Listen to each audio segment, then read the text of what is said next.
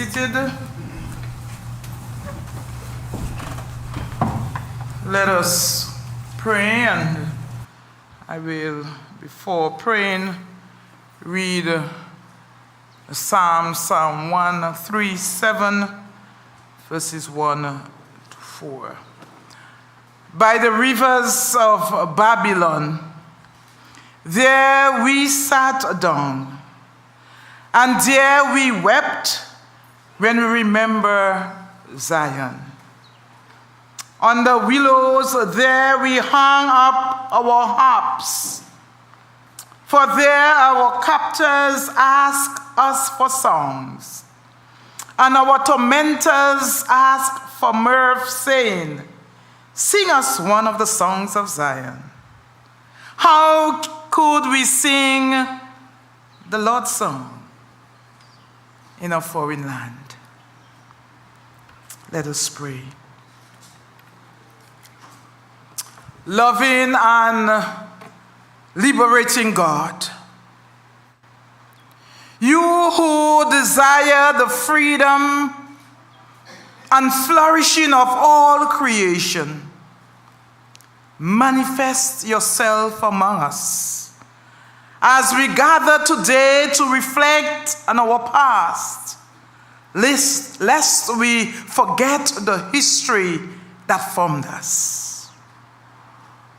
In this joint celebration of Emancipation Day 2023 and the 193rd anniversary of the historical Ebenezer Methodist Chapel in Anguilla, we say thank you, Lord, for having shown us that in spite of obstacles encountered along our way as a people, we have overcome by your tender mercy and your amazing grace.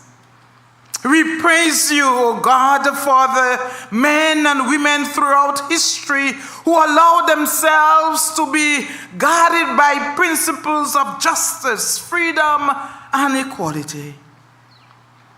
We especially thank you for the work of John Hodge, a free-colored man who pioneered the Methodist witness on this dear land.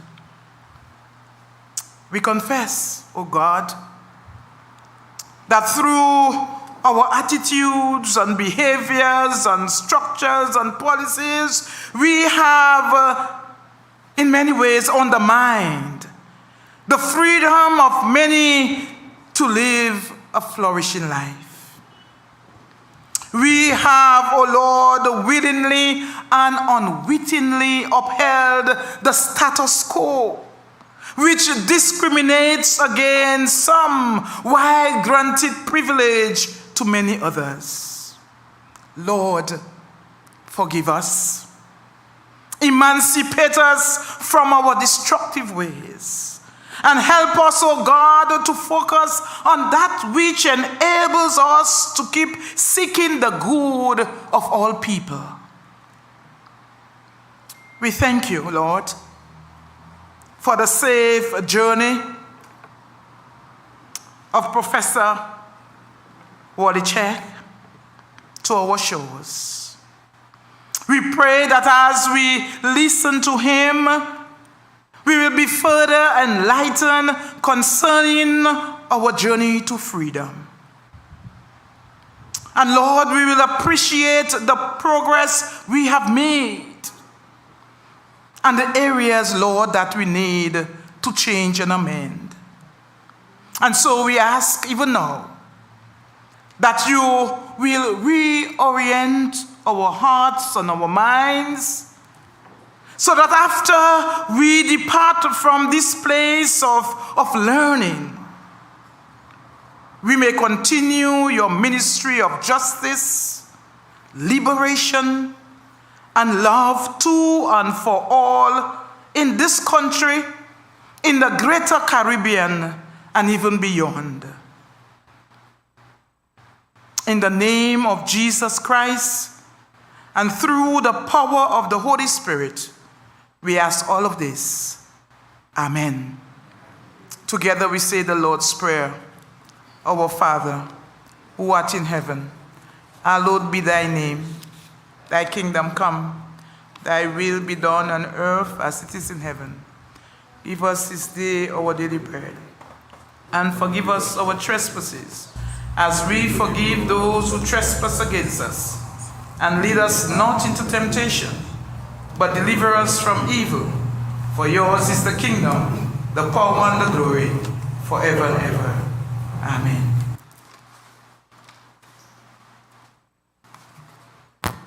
Thank you, Reverend Celestine, the Superintendent Minister of the Methodist Church on Anguilla. I'd now like to have Mrs. Dr. Phyllis Fleming Banks provide us with formal welcome remarks. Dr. Banks is the manager of the Uwi Open Campus Anguilla and the British Overseas Territories, and chair of the organizing committee of this event. She has been supported by Carla and Jancy, members of the organizing committee, and well assisted as well by Renee. Dr. Fleming Banks. Thank you very much, Val. Honorable Premier Dr. Ellis L. Webster, Honorable Minister for Social Development, Ms. Diane Kentish Rogers, and other members of the Anguilla House of Assembly who may be here or on their way, Professor Don Walicek, our distinguished lecturer, Reverend Vincia Celestine, Reverend Wilmoth Hodge, Circuit Steward and Chairperson, Mr. Val Banks, and other officers and members of the Methodist Church on Anguilla. I see Pastor Gareth Hodge, and we also welcome all other pastors and members of other congregation and permanent secretaries and government officials. Our past presenters of the Emancipation Lecture, Mr. Carlisle Rogers, Dr. Ronald Harrigan, and Mr. Ken Banks. Distinguished UWI alumni, Anguilla Conference and Malihana Poetry Committee members, including Ms. Carla Harris, Ms. Avan Carty, Ms. Annika Hughes, Mrs. Jane Gorell, Dr. Michelle Quealy, Mr. Stanley, Dr. Wycliffe Foy, Dr. Magdalene Lewis, and Dr. Timothy Hodge, Mr. Lennox Vanderpool, Dumper, Roots Bingay, Ebenezer Men's Fellowship, friends, colleagues, sisters, brothers, children, and those joining us via social media and on the Ebenezer Facebook page or the UWI Open Campus Facebook page, on Radio Anguilla, KCN Television, Class FM, and other media. To our UWI Open Campus staff, Renee, Patricia, and Arlene, to the Guild Executive of the chair of the Guild Executive, Ms. Marva Smith, and other members of the executive and the students. Good evening, and welcome to Ebenezer. Dedicated some 193 years ago, this edifice was built by the hands of our ancestors and was the place where they would have gathered just about 189 years ago on August 1st, 1834, to celebrate the first Emancipation Day, the day when the Slavery Abolition Act of 1833 came into effect in the British Empire. I therefore echo a very, very special and warm Ebenezer welcome to this, the 2023 UWI Open Campus Anguilla Country Conference Emancipation Lecture. And we are very honored to have our presenter, Professor Walicek, who is no stranger to Anguilla. He's been moving around already, finding friends and reuniting. This series was inspired by UWI alumnus, activist, and former superintendent minister of the Methodist Church on Anguilla, the late Reverend Dr. Wycherley Gums. The now annual lecture continues to be held here at Ebenezer, as Ebenezer is the stone of remembrance, and it is an important part and a symbol of our emancipation, especially here in Anguilla. The first lecture series was presented by Professor Vereen Shepherd in July 2016. And in 2019, we decided to merge the lecture with the work of the Anguilla Country Conference.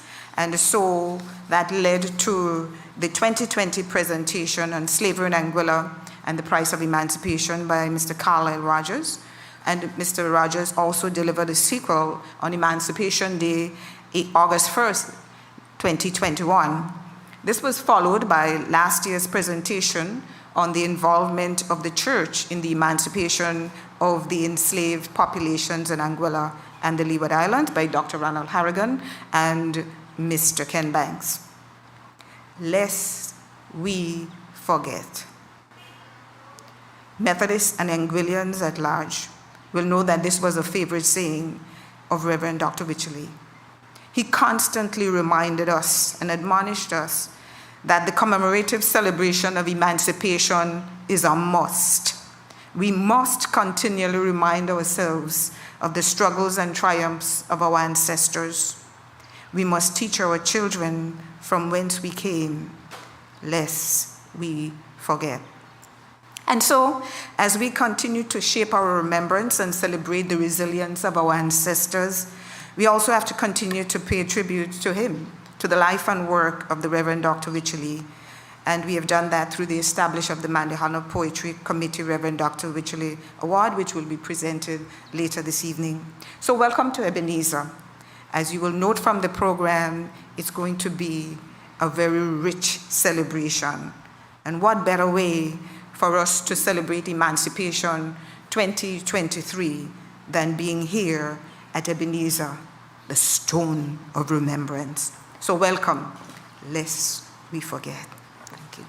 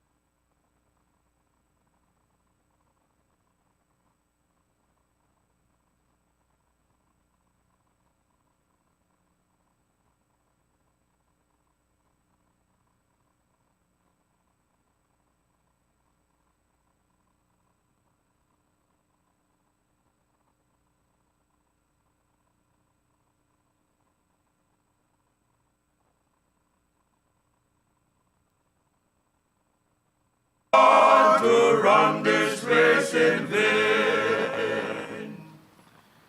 Hold my hand while I run this race. Oh Lord, hold my hand while I run this race. Oh Lord, hold my hand while I run this race. For I don't want to run this race in vain. Child, while I run this race, oh Lord, I'm your child. While I run this race, oh Lord, I'm your child. While I run this race, for I don't want to run this race in vain. Stand with me while I run this race.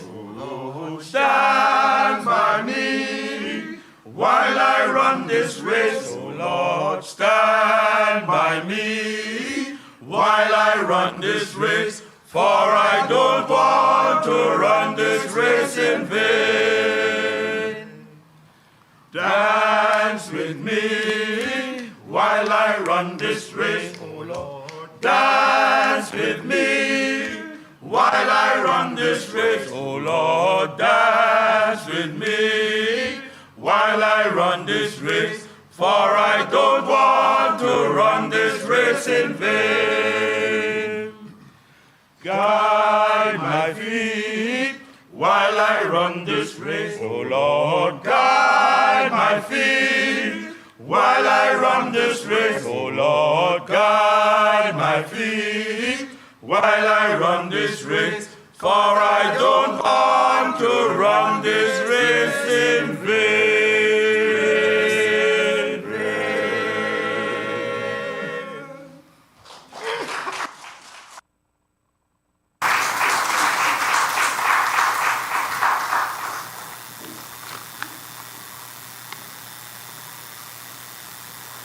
I now invite Sister Carla Harris to present the Dr. Richley Gums Award. Carla.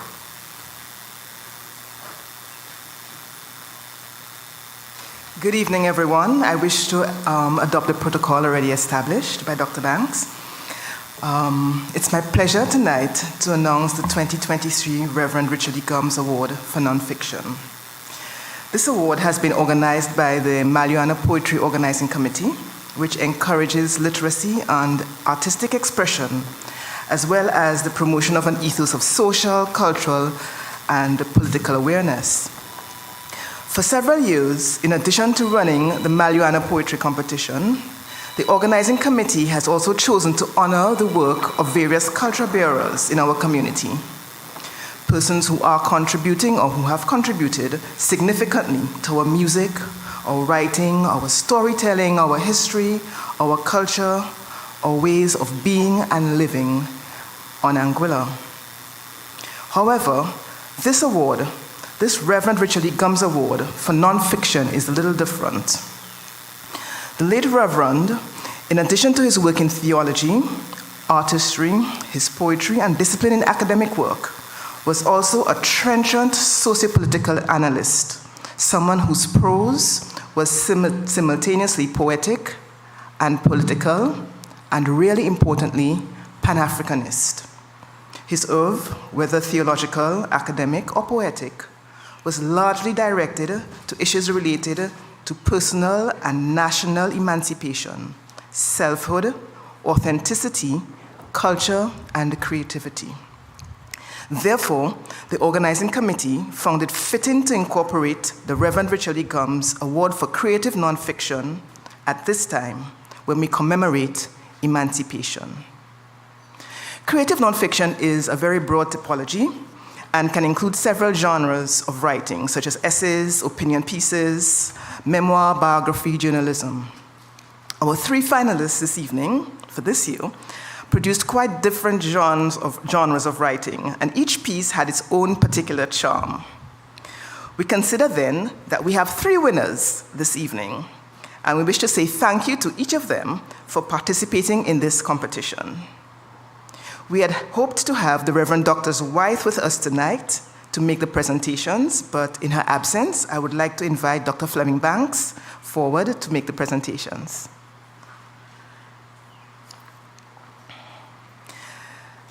The strength of the piece, which won third place, was that it pulled together disparate tools: song lyrics along with academic research, economic detail alongside religious history. The piece is called "What Is There to Celebrate in Anguilla?" Nearly 200 years after emancipation from slavery. It was written by Mr. Marcel Foy, and we invite Mr. Foy to come forward to receive his plaque and certificate. Is he here? At any rate, Mr. Marcel Foy has won the third place for this year's competition. The piece which won second place was special because of the strength of the nation language used. Some call it dialect, we call it nation language. And its wide reach across several cultural and historical realities, incorporating them loosely around a specific person's life. Not quite a biography, but akin to it. The piece is called The Good Old Days of Me Grandmother and was written by Miss Charlene Gums. Ms. Gums, would you please come forward to receive your plaque and certificates? Excuse me? Oh, sorry, I have the certificates.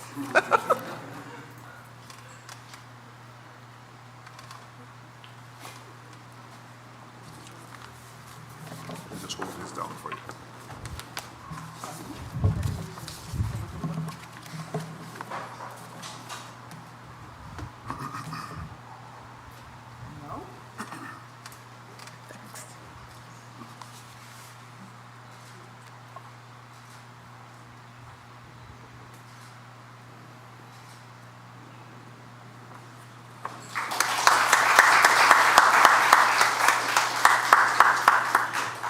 Congratulations, Charlene.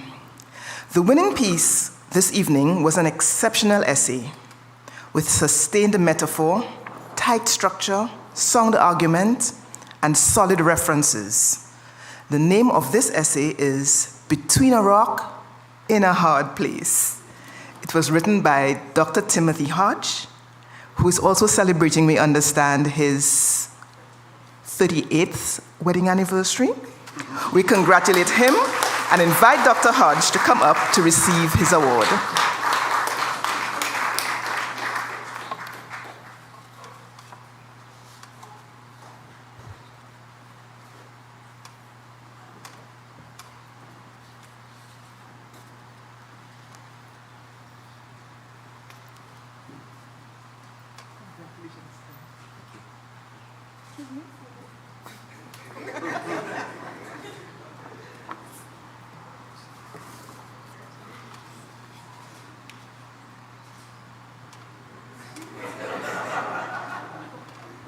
And we'd like to invite him to say a very short word this evening.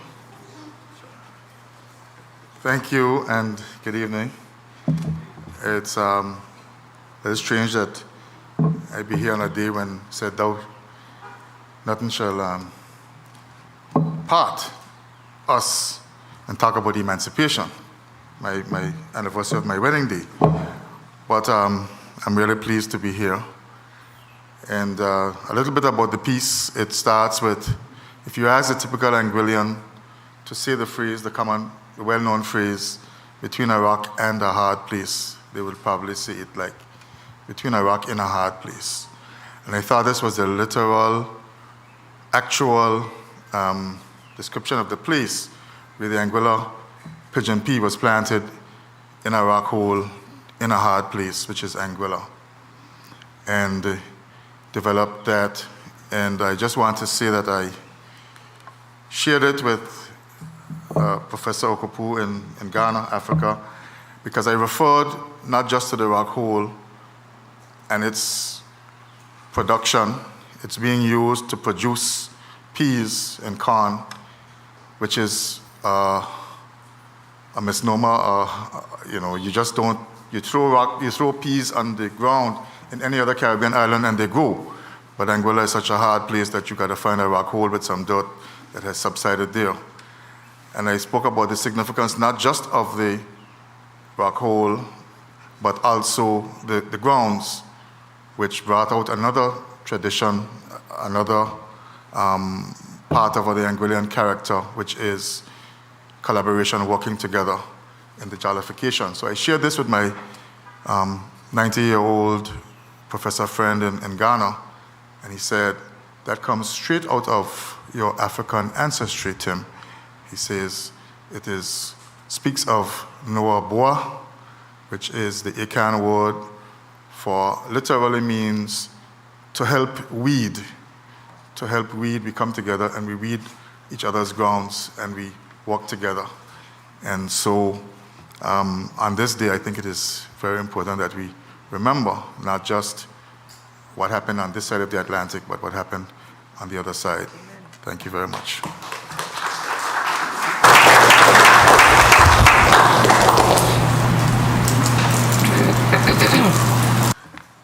Thank you very much. Very interesting. At this point, we'll now have a staple of the Emancipation Lecture event, Bengue singers to perform for us. I guess we need to move something.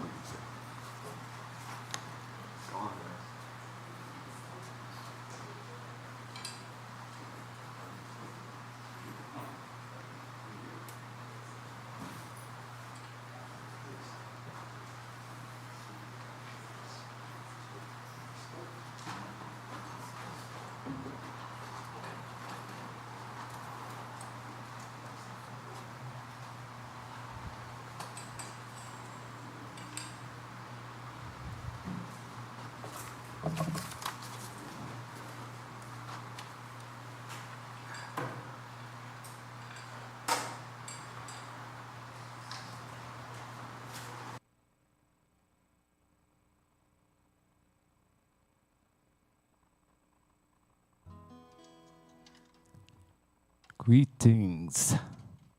Yes, give thanks to be here once again. We're gonna keep you rocking with some Nyabingi songs.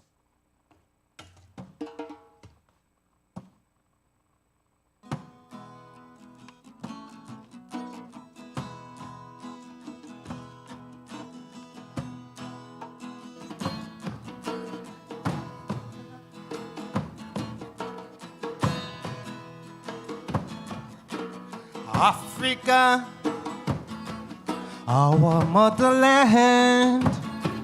Oh, Africa, our sister land. Africa, our fatherland. Oh, Africa, our brotherland. They took us away from Africa. Took us away from our ancestors with shackles and chains around our feet. No water, no food to eat. Brothers back, massa weep just a beat. Many nights we not get no sleep. Some throw in at the ocean deep. Nothing we could do but sit there and weep.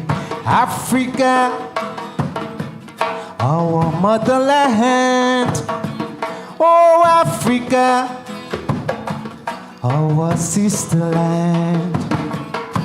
Africa, our fatherland. Oh, Africa, our brotherland.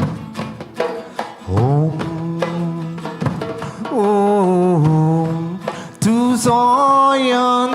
Home, you wanna go home.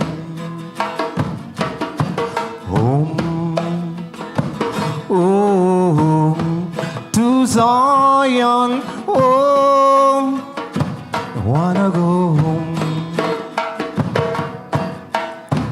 We've been trodden from Genesis right on through Revelation. We've been subjects of them battens and weeps.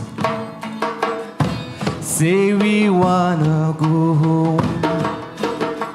Oh, children, home. Oh, home to Zion. Home. Wanna go home. Home. Oh, home to Zion. Home. Wanna go home.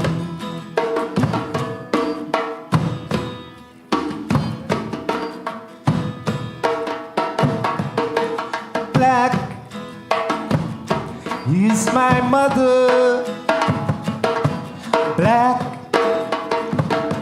is my sister. Black He's my brother. Black. He's my sister. I am black, I am proud, proud to be black. My mother, she was black. I'm not ashamed, I'm not to blame. From whence I came, so much suffering, so much pain. When I check out my mother in Africa, when I check out my sister in Gambia, when I check out my brother in Nigeria, when I check out my father in Ethiopia. Black,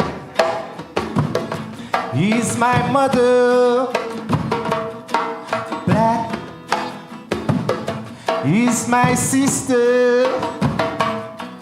Black, black, he's my father.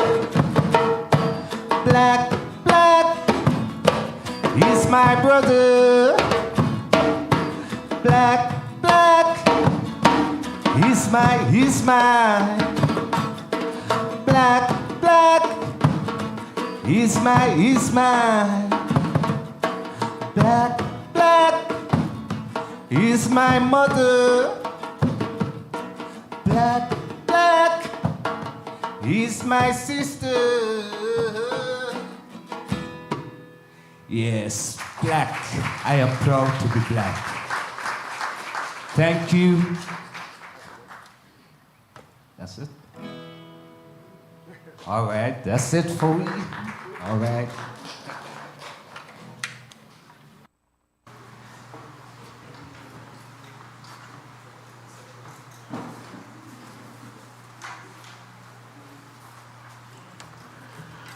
How about another round of applause for Roots Bingi?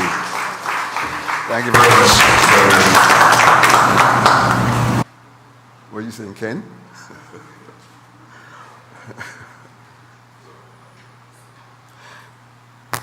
Yeah, I omitted when the gentlemen were on their way to indicate that the collection, there was going to be this collection, which I know you have in your programs, in support of the Ebenezer Building Restoration Fund. So if the contribution you made didn't recognize that, maybe you can top it up at some point.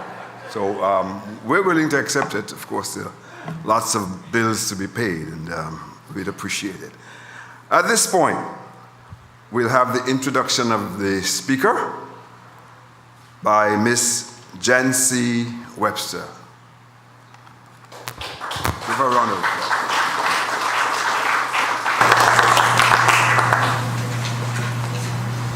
Good evening, everyone.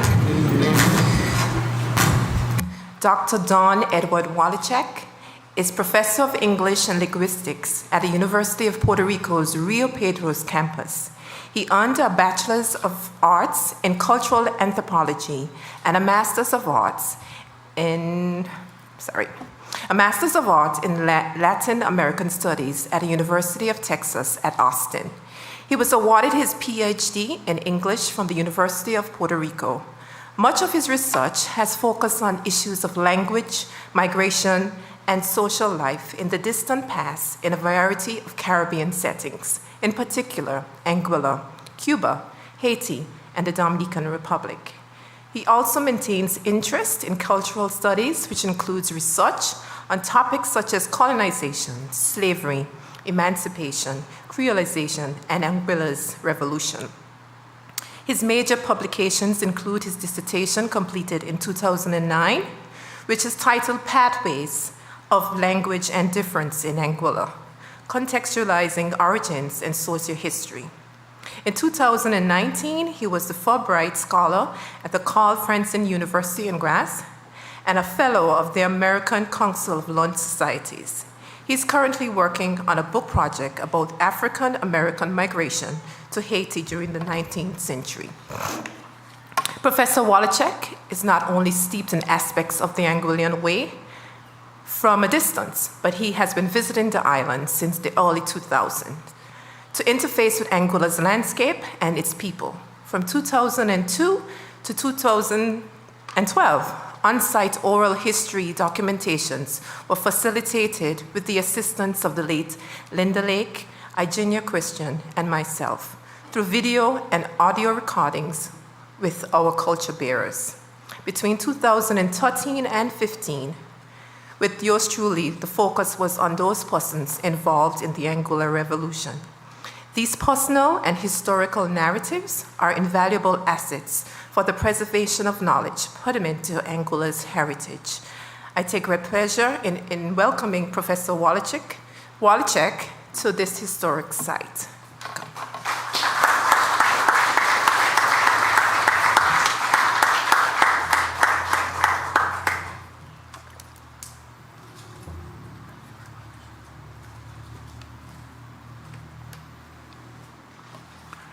Good evening. I'd like to thank all of you for attending this special event tonight. I'd like to thank the Ebenezer Methodist Chapel community for opening this space.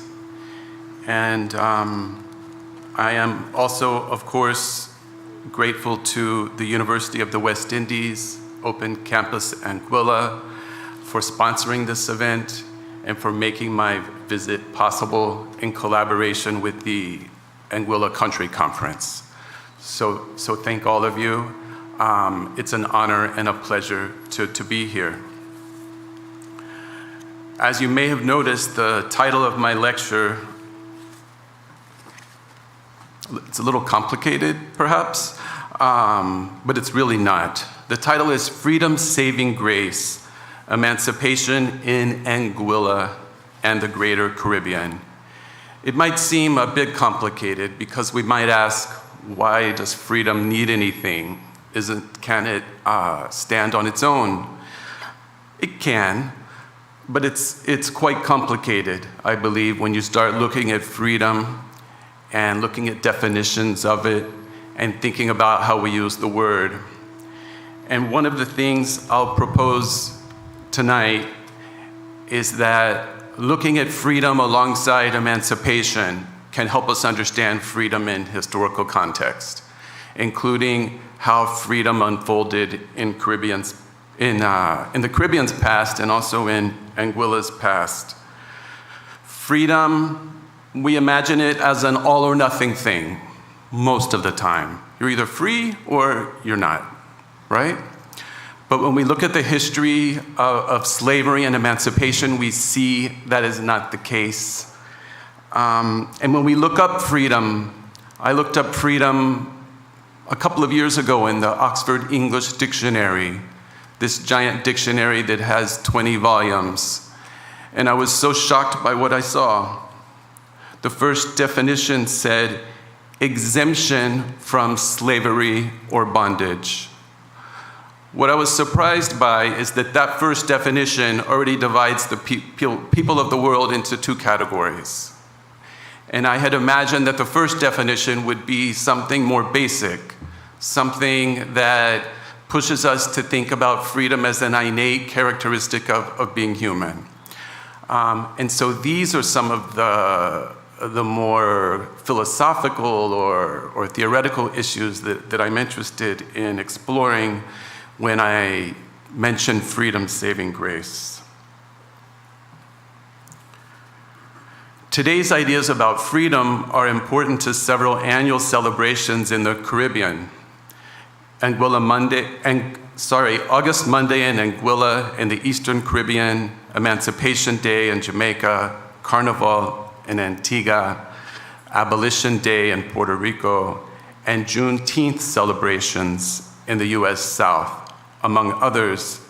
These events commemorate achievements of the past, but they sometimes tend to focus more on the passage of a law than the struggles of the enslaved or how freedom happened. This can blur the line between freedom and emancipation.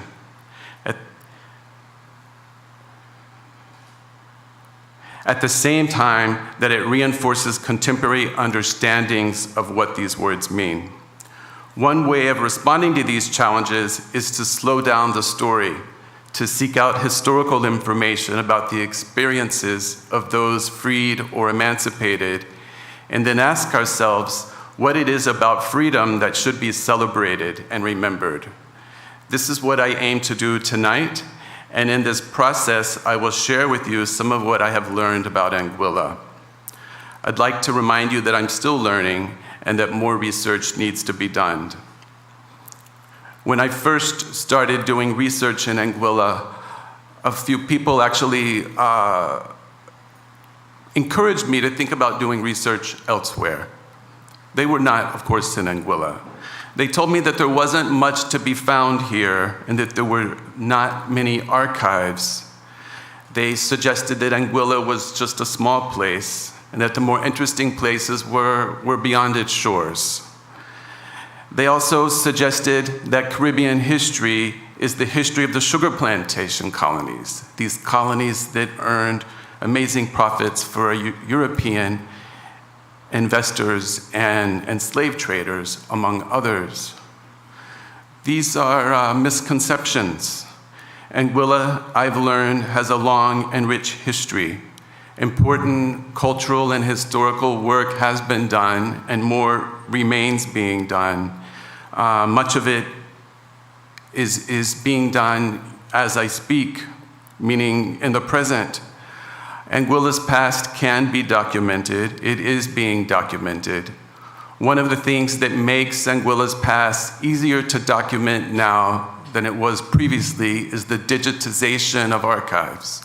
Unfortunately, a lot of those archives are still difficult to access and controlled by private companies and wealthy universities. One of the reasons that Anguilla's history is extremely important is that it nuances general Caribbean history. I think when we read about Caribbean history should actually apply to all of the Caribbean, right? There should be patterns that connect Anguilla to Barbados and Jamaica. The patterns should be accountable to the diversity of different types of colonies. So these are some of the general things that I'm interested in.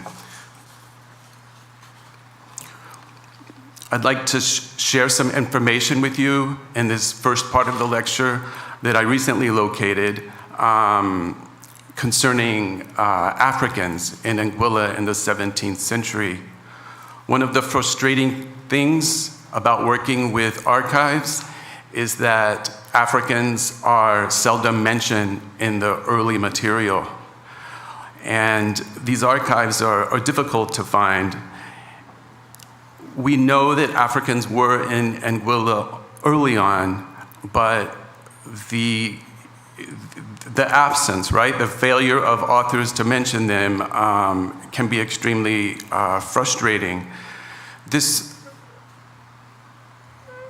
moment that I want to share with you was during the pandemic. I encountered an invoice book from 1698, and the colonies of the Caribbean, of the British West Indies, were listed in alphabetical order. I looked in the A's, of course, and Anguilla wasn't listed, which isn't unusual because of its small size and because it was administered often, from other places, especially during this period. And so I'm just scrolling down. It's quite late at night. I'm alone, and I'm just scrolling a little too fast, and I thought to myself, did I just see Anguilla? Right?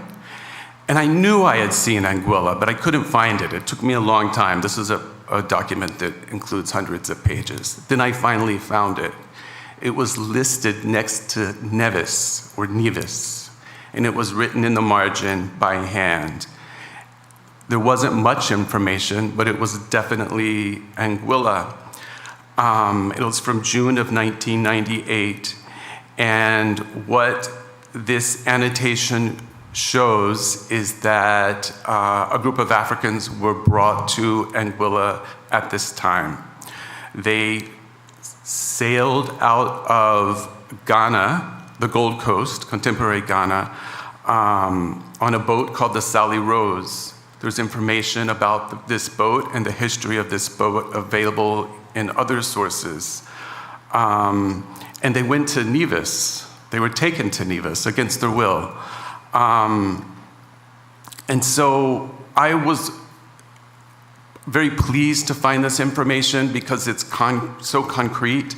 It doesn't include as many details as we might like to have, but it shows a group of Africans in Anguilla before 1700, right? Which is very significant, given that Anguilla was recognized officially as an English colony in 1650, right? So this is quite early. Where did the Sally Rose, the boat that they were on, sail from, and who was in charge of it? The Royal African Company contracted the owner of the Sally Rose. The ship left from the Cabo Corso Castle, which is today known as the Cape Coast Castle. As I said, that is on Ghana's Gold Coast. The journey was long. It took 5 months, to be precise. The journey was also dangerous. In fact, according to records, 24 people died during the journey due to the inhumane conditions that prevailed on board. Most of the 312 West Africans who survived were quickly purchased, and many of them appear to have stayed in Nevis. However, 24 people were brought to Anguilla. Those who were transported to Anguilla are described as consisting of 2 groups. So the table is divided into 2 parts. It says group 1, group 2. The first consisted of 16 individuals, most of whom were women. The second consisted of 4 men and 4 women. It's difficult to know why they were in different groups, but perhaps that had to do with with the way that they were purchased, right? For example, the second group, perhaps they were all going to the same estate. The slave trade to Anguilla would exist for another 109 years after their arrival. That's about 5 or 6 generations. And slavery would exist for another 140 years, which is 7 to 8 generations. This migration, I suggest, is significant for several reasons. First, it reminds us that Africans who were in Anguilla in the 1600s were not simply slaves. They weren't, of course, born as slaves. They were instead free people who were captured and kidnapped and then sold, and repeatedly denied their basic rights as if they were inanimate, non-human commodities. This is one of the defining characteristics of chattel slavery. And chattel slavery is quite different from the traditional forms of African slavery. Sometimes people try to conflate these. You may be aware of that. In chattel slavery, the status of slave is passed down across the generations. People are separated from their family members. It's extremely violent. It's a different institution than forms of slavery that existed in Africa prior to the Atlantic slave trade. The denial of their freedom was not a natural process, and the idea that their freedom could be taken away from them and their descendants was, for the enslaved people, a concept strange and foreign. Trying to imagine their perspectives suggests to me that their freedom, I'm gonna skip to the next part, right? I think one of the lines in my lecture was somehow eliminated. I'd like to now shift to the topic of culture bearers.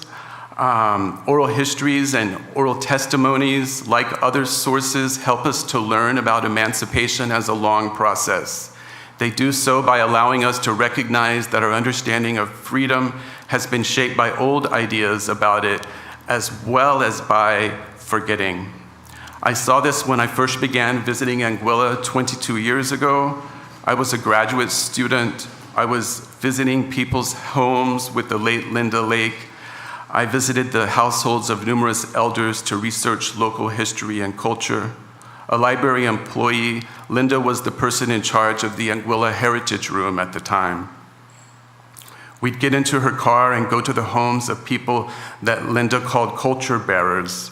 We recorded some of these women and men as they spoke to us about their earlier lives. It was clear that they possessed expert knowledge about folklore, language, and traditions associated with the distant past. and even though that knowledge was rich, only some of it had been written down. One of the individuals that we spoke with was a lucid and energetic elderly woman who was almost 100 years old. In my notes, she is identified as Miss E. She told us that news of dismantling slavery reached her ancestors after legal emancipation had already been enshrined in law. I was doubtful about this claim, but she repeated it several times. She was approachable and chatty, so I asked her how this could be. She said that it had to do with Anguilla's isolation and the greed of masters. She said some enslaved people may have known, but not all. In her words, some kept the news secret for a while and also started rumors to cause confusion about the nature of their legal status. Still, here today, we celebrate the first day of August. It's not like places in the US where they celebrate Juneteenth, the day people actually got the news that slavery had ended. To be clear, her testimony indicates that the legal declaration that brought freedom to hundreds of thousands of persons of African ancestry in the British colonies was neither automatic nor immediately announced to all in Anguilla. Later, two other culture bearers made similar statements. They said that only some people had learned about emancipation in 1834. This led Linda and I to believe that the information was based on shared experience of at least some people living on the island in the 1830s. It also convinced me to ponder emancipation a bit more and to imagine freedom as something more complex than I had previously. There was reason, it seemed, to question the idea that freedom simply arrived with the passage of a law that had been debated, written, and approved by politicians in a distant land, politicians whose status as free men was never taken from them and never questioned. Mrs. E's remarks about freedom being delayed in Anguilla stayed on my mind because of what they implied. They meant that the transition from slave to wage labor in the Caribbean's British colonies may have been more staggered than is usually recognized. They meant that the dominant narratives about emancipation in the British West Indies might be leaving out important information, including what happened in Anguilla. A book published by the American Anti-Slavery Society provides additional details about emancipation in Anguilla. It is titled Emancipation in the West Indies, a 6-month tour in Antigua, Barbados, and Jamaica in the year 1837. The authors only put 3 island names in the title of their book, but they actually visited numerous islands. The authors, James A. Thom and J. Horace Kimball, explained that they interviewed a Wesleyan minister who was in Anguilla the day in 1834 that emancipation took place. According to the minister, identified only as Mr. H, everyone was kept working that day as if it were any other day. The enslaved did not yet consider themselves free, and they worked in an orderly manner. In other words, legal freedom was delayed, even though it existed on paper. However, the minister delivered the news and later preached to those who had been emancipated. In his sermon, he explained the significance of the law and the transition from one based on capture, violence, and slavery to one based on wage labor. The authors offer a brief account of what the minister did on a Sunday not long after emancipation, I believe it was a week after, and the reaction that followed. In their words, and they're referring to this Mr. H, who they also refer to as Minister H. He preached to them on their new state, explaining the apprenticeship to them and showing how much better it was for them than slavery. He said the whole congregation were in a state of high excitement, weeping, shouting, and rejoicing. One man sprang to his feet and with flowing tears exclaimed, "Me never forget God and King William." The authors go on to write that the man who made this statement was so overcome with emotion that he had to leave the chapel because he burst into loud weeping. I assume that the Minister H that they refer to, the man that told the story, is Mr. John Hodge, but I'm not certain of that. The authors describe him as elderly, well-respected, gracious, and proud of what the people of Anguilla had accomplished. Mr. H's testimony lends additional credibility to the testimony that Mrs. E offered when Linda Lake and I recorded her talking about her family history. It also helps us imagine what freedom might have felt like for the 2,138 people of African ancestry on Anguilla when they were legally redefined as free subjects in 1834. There was jubilation, yet it was mixed with the troubling reality of a legal system that strived to control them at the same time that it excluded them from decision-making. These two sources of information, Mrs. E and Mr. H, signaled that emancipation in Anguilla was different from that in other settings in the British West Indies. And in terms of freedom being delayed, perhaps somewhat like that occurred in the state of Texas in the context of the US Civil War. As you may know, some African Americans had the news that they had been emancipated withheld from them for 2 years.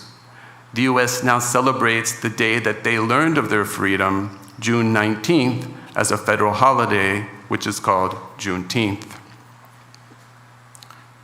I grew up in a small town in Grimes County, Texas, and one day when I was about 12 years old, I was with my grandfather. He was a dry cleaner and went in all the small towns throughout the county to pick up dirty clothes and deliver clean clothes. And he couldn't get in and out of the truck, so I would do that for him. And we veered off the path, and I said, "Where are we going?" And he said, "We're going to Anderson," which is a very small place. And it turns out that this was my first Juneteenth celebration. The sidewalks of this town of just a few hundred people were full of thousands of people. They were waiting for a parade down Main Street. Some sat on the tailgates of pickups, others in chairs they had brought from their homes. Most people were African American. There were very few white people there.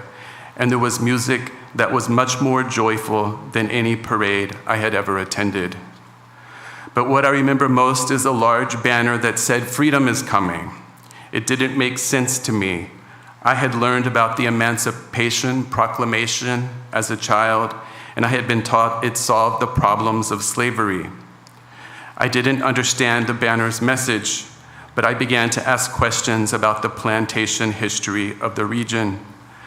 I began to think about freedom as something that society tried to rob from some groups of people, often as restrictions, sometimes as different standards, sometimes through racial stereotypes.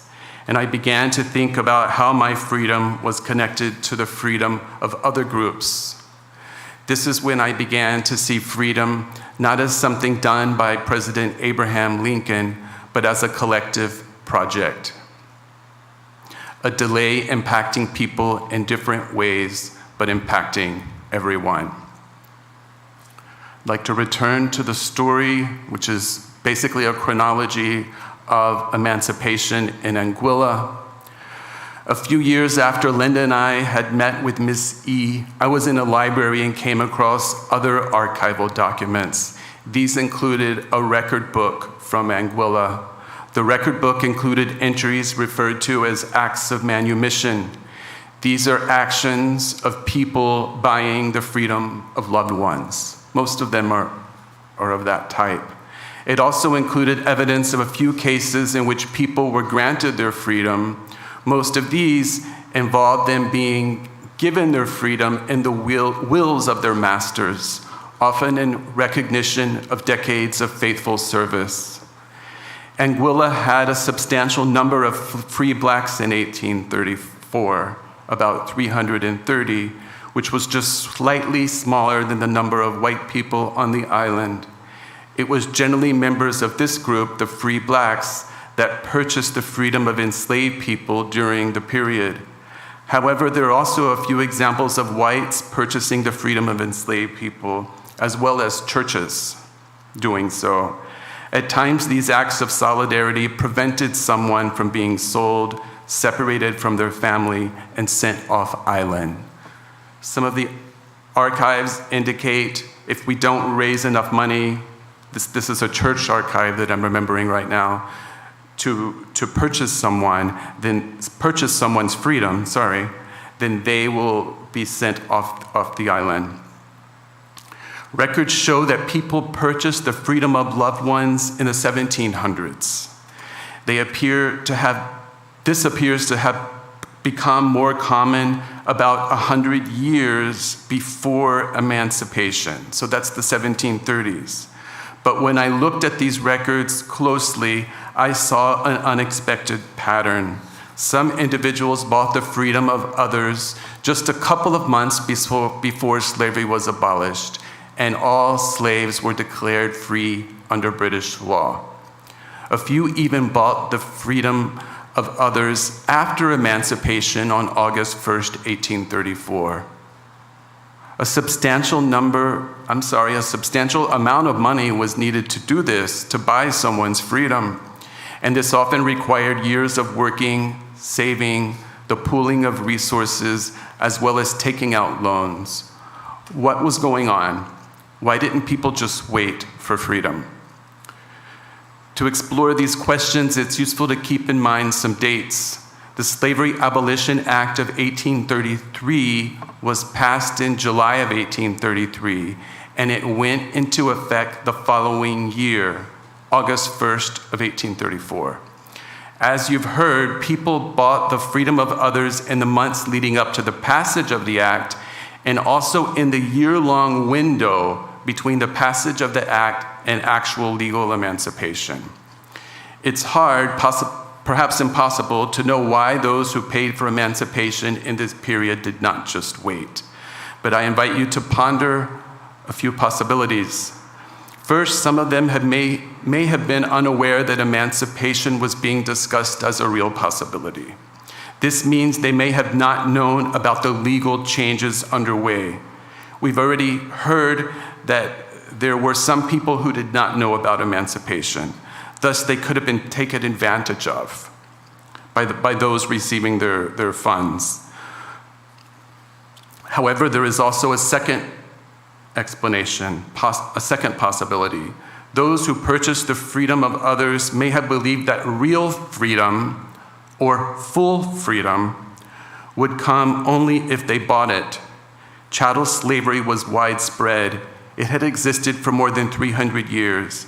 And the idea that freedom was a thing that could be bought, sold, gifted, and inherited, just like the paper it was written on, was deeply entrenched in the social fabric. It happened again and again, and while it was degrading, inhumane, and in some quarters controversial, it was not unusual. The British government's declaration of freedom outside the framework of revolution was probably seen by some as more unusual.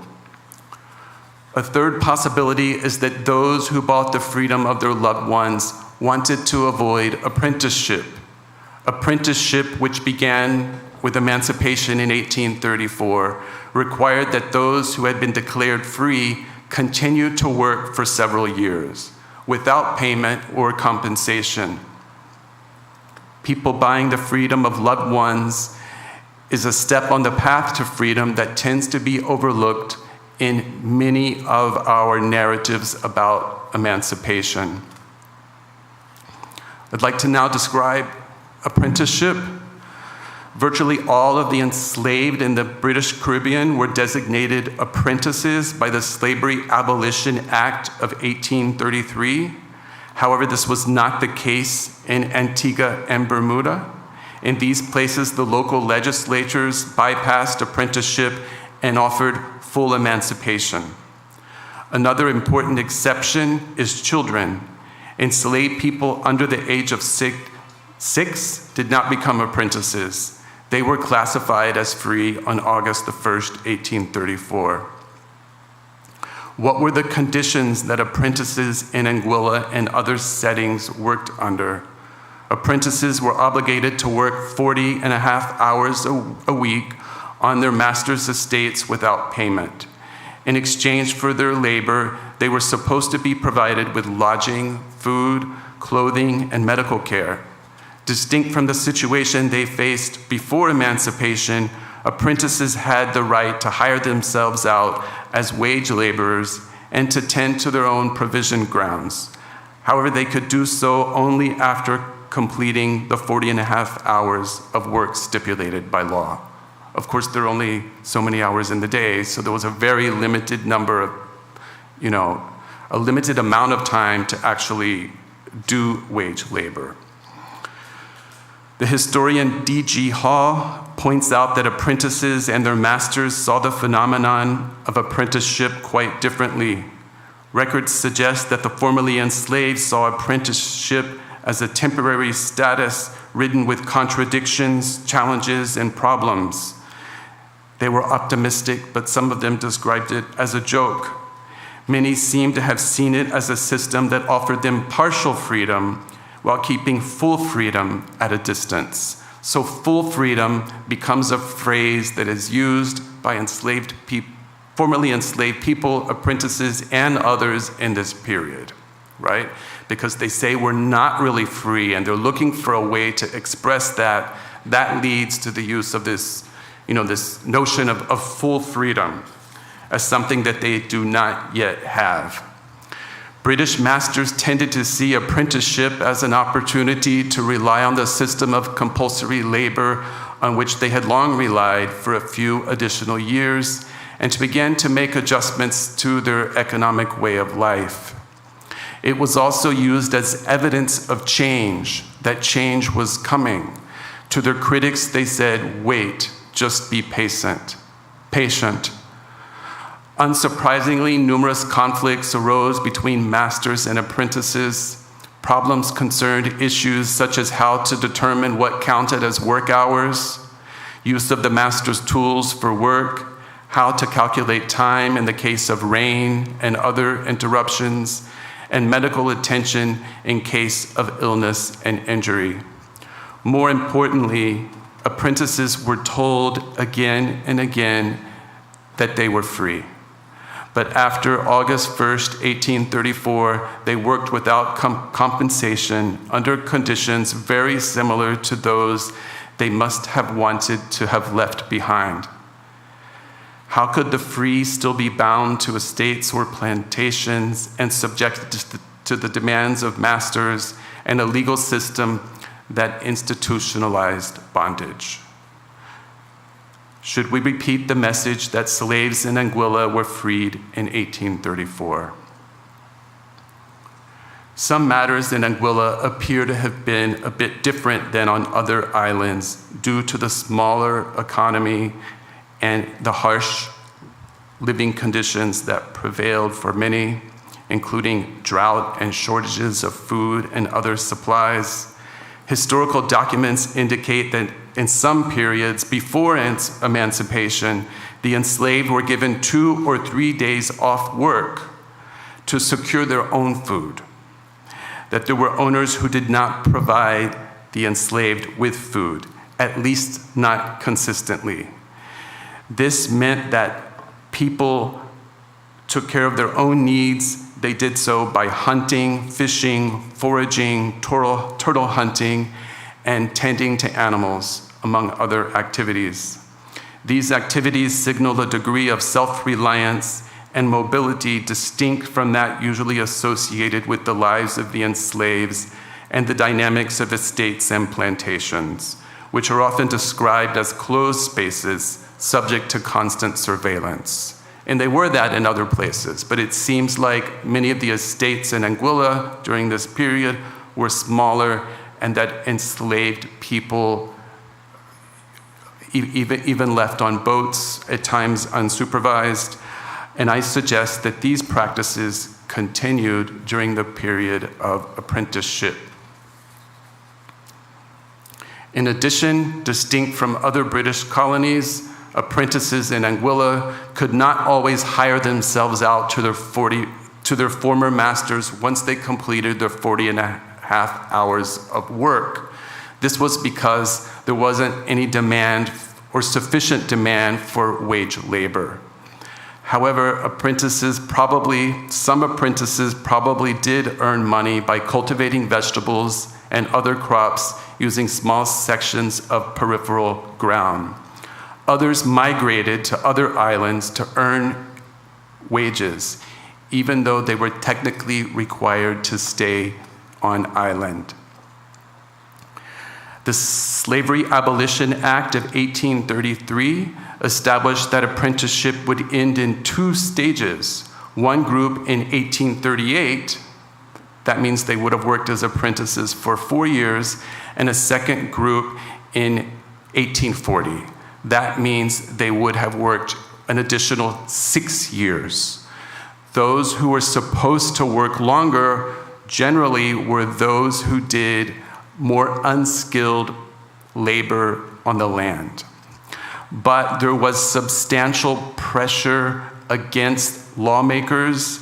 There was substantial protest among apprentices, and apprenticeship ended in 1838. That means the plan to make one group work 6 years instead of 4 was unsuccessful. Apprenticeship is a step on the path to freedom that tends to be overlooked, forgotten, or left out, at times in attempts to simplify a complicated story. It shows that hundreds of thousands of people in the region had to labor an additional 4 years after being told they were free. This is a basic component in the history of emancipation, yet it rarely forms part of dominant narratives. Instead, we are frequently led to believe that freedom happened from one day to the next, and that it was somehow received like a gift that was well-deserved and long overdue. Some apprentices from Anguilla migrated to Puerto Rico and other parts of the Spanish Caribbean. In Puerto Rico, slavery was legal until 1873, much longer than in the British West Indies. Apprenticeship there, which took Britain's actions as its model, lasted 3 years, also involved compensation for owners, and ended in 1876. Still, the island had a mixed economy that had long consisted of wage labor and enslaved labor, at times in the same estate or plantation. In addition, and speaking very generally, institutions such as the state periodically gave some enslaved people opportunities to slowly earn or buy their freedom. One way men could do so was through 1 or 2 years of service in the militia or the army. The Spanish are sometimes represented by scholars as kinder, gentler slave masters. This view is inaccurate and problematic. Puerto Rico provided opportunities for earning wages on plantations for migrants from the British West Indies after emancipation began, but these were not necessarily fair wages. And the colony was also the site of serious crimes against free blacks living in Anguilla and other Leeward Islands. I will explain.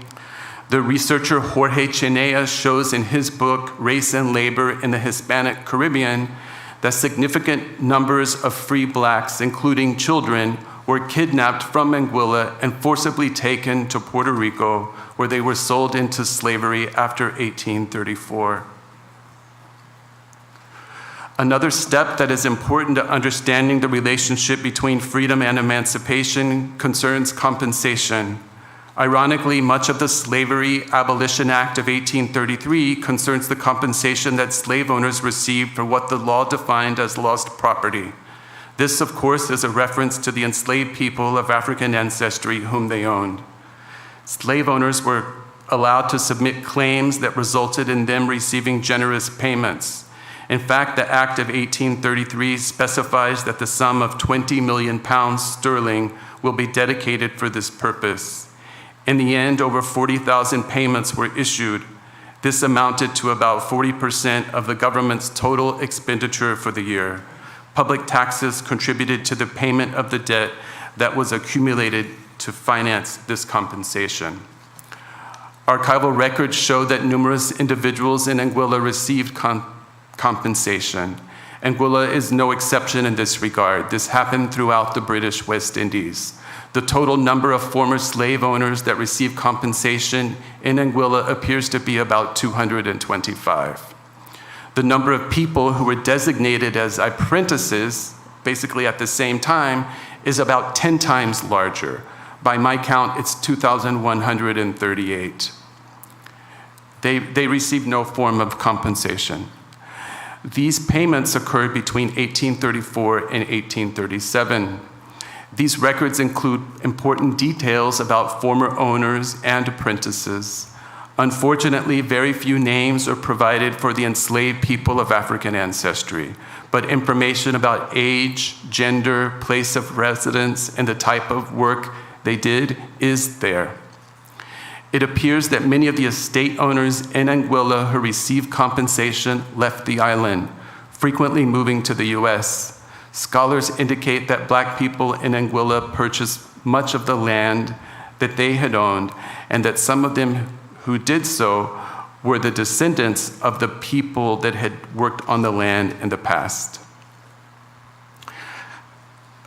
Something else we should remember is that within the 10 years following emancipation, approximately 1/3 of the formerly enslaved who became apprentices migrated off the island, probably in search of work. Some compensation claims, these documents from Anguilla, were disputed and rejected by the British government and subject to litigation. So the person submitting the claim was able to submit again to correct information. These cases include runaways, people sometimes called maroon, or in Spanish, cimarrones. Records for these people of African ancestry are a bit more detailed because the person recognized as the owner has to provide additional details about the person. Some of them include names. They also include information about where the person was last sighted. This suggests that Africans had run away from Anguilla and gone to places such as St. Martin, St. Bart's, and the Virgin Islands. Others have their whereabouts listed as unknown. Typically, runaways and maroons don't receive that much attention when we pause to contemplate emancipation. I suspect that this has much to do with our deep desire to equate justice with the law and with the dominant narrative which holds that the law is what gave people their freedom. But in this story that you're hearing tonight, you've already heard of numerous instances in which the law was clearly unjust, and we might even say went out of its way to perpetuate injustice. Runaways and maroons embodied resistance and often insisted that their humanity be recognized. They were frequently persecuted, but some of them enjoyed the very aspects of freedom that are embraced in the context of holidays like August Monday. This is a degree of freedom that apprentices of the 1830s still dreamed of. I'd now like to widen the scope a bit and to situate Anguilla in the larger Caribbean. And at the same time, I'll be talking about the last day of apprenticeship, which is July 31st, 1838. I looked around through newspapers and I said to myself, this must have been a big day. Certainly someone wrote about it, right? Actually, first I looked for 1834, right? And I saw not many people were writing about it. And that's when I realized they weren't writing about it in a celebratory way because of apprenticeship, right? So the end of apprenticeship is covered much more extensively in the archival record, in newspapers from Antigua, St. Kitts, Nevis, Jamaica, and others. So I'd like to share some anecdotes from this moment with you. The last day of apprenticeship, July 31st, 1838, was much anticipated, and for many far from a normal workday. In fact, records indicate that throughout the British Caribbean, a substantial number of apprentices completed their required work hours early because they wanted the last day off. They wanted to be free and to prepare for the next day's festivities. Newspaper clippings from St. Kitts and Jamaica show that their preparations took a variety of forms. Mothers and grandmothers prepared the clothes that family members would wear the next day. Friends came together to decorate chapels, public spaces, and government buildings. Educators and church members organized books and readers for distribution to people they call young scholars. In St. Kitts, we see that those planning to speak in public about the importance of emancipation finalized toast, speeches, and eulogies to be given at funerals for slavery. The latter were dramatic mock funerals, public events similar to the funerals for statehood that would take place in the context of the Anguilla Revolution more than a century later. Additional details about what people did on the last day of apprenticeship come from the archives of Jamaica's Baptist missions. They report that church members baked breads, killed pigs, practiced hymns, and built the largest tables that anyone had ever seen. They also record that members joined with non-members to cook, clean, and set up outdoor tents so that large crowds would be able to sit down together and share a meal. In larger towns and cities, thousands flocked to chapels at 10 p.m.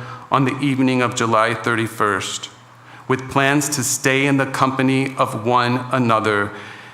Some of them remark, full freedom is not something that you should learn about alone. Many people were so excited that they couldn't even think about sleeping, and many prayed and sang throughout the day and into the night.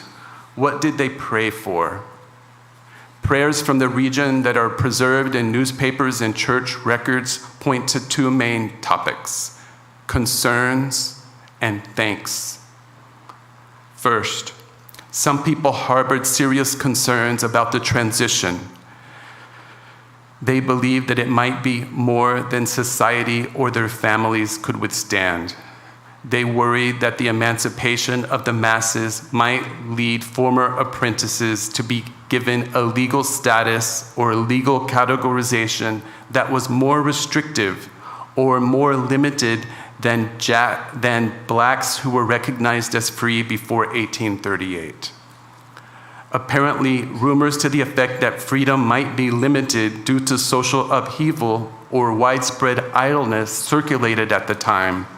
With these things in mind, they prayed for a smooth transition and for freedom to be full, as promised. Prayers also included expressions of thanksgiving. Some of these are by people who express thanks for their ability to see themselves as free, despite their categorization as slaves, then apprentices. Some prayers express thanks that lawmakers and politicians were finally leaving behind the belief that the formerly enslaved were unprepared or not ready for freedom. Others express thanks for the acts of kindness and solidarity that had allowed them to remain strong and persist in difficult times.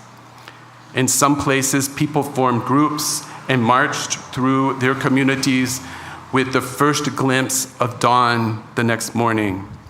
A Jamaican man climbed a tree before the break of day in order to be the first person in his neighborhood to cast his eyes upon the sun. Perched up on a branch, when he saw the sun's first rays, he did not celebrate the mere arrival of a new day. Instead, he shouted, "The light shines down on the freedom within us. I draw attention to his words because he saw his freedom as natural, part of his essence as a human, rather than as the gift of a long, repressive legal system. By noon on August 1st, 1838, a jubilant crowd of at least 10,000 people had formed in Kingston. This is, of course, the first day after the end of apprenticeship. In Spanish Town, Jamaica's capital under Spanish rule, 8,000 people gathered. Among the latter crowd were 2,000 children who marched alongside their teachers to Government House. They proudly carried banners with slogans such as, "Knowledge is power," "Africa is free," and "The chain is broken." As these messages suggest, the youth and many of those around them were eager to pursue the future that they had long imagined. Greater access to formal education, in particular, tangible skills associated with the acquisition of literacy, was at the forefront of many of their minds. Indeed, the formerly enslaved appear to have seen such opportunities as essential to the changes that marked emancipation. A perhaps surprising component of the messages offered by church leaders on August 1st, 1838, is their insistence that the masses exhibit behaviors that comply with a strict set of norms. Church leaders, some of them, instructed former apprentices to take on numerous responsibilities. They were told to be hardworking and productive laborers and to exhibit only commendable behavior and to do so at all times. They were spoken to about topics such as sobriety, orderly conduct, and religious devotion. In some instances, they were told that their productivity as laborers should lead the amount of products exported from Jamaica to be greater under freedom than it had been under slavery. In Barbados, William Hart Coleridge, one of the two Anglican bishops in the British Caribbean at the time of emancipation, had backed emancipation experiments in partial freedom. He had focused on carefully and systematically transforming the behavior of Africans through baptism and strict religious and social codes. This included advocating for the gradual abolition of slavery because it was less likely, in his words, to damage life and property than was full freedom. His policies included a system of rewards and punishments demanding that people of African ancestry rapidly assimilate toward a specific set of English cultural norms. Throughout the British West Indies, colonial officials and some, but not all, religious leaders also encouraged or ordered former apprentices to avoid idleness, drumming, and adultery. Church officials of various denominations experimented with proposals that positioned compliance with these directives as a prerequisite for membership and formal education. Former apprentices were openly challenged to prove that they were worthy of their new legal status in some cases. Materials from Methodists, Baptists, Wesleyans, and Anglicans alike indicate that many ministers held that the day emancipated them not from their masters or from slavery, but from barbarism and sin. It is in this context that the formerly enslaved turned apprentices exercised their freedom and advanced emancipation as a long-term project. They offered an alternative account of things that is well worth remembering. They argued that slavery, kidnapping, the neglect of colonizers, and labor without compensation were the real problems. This can be seen in the performances that took place on August 1st, 1838. In the northern town of Falmouth, Jamaica, for example, people gathered to bury slavery. This happened in many places, actually. They buried it literally once and for all. People gathered around a coffin to celebrate slavery's passing.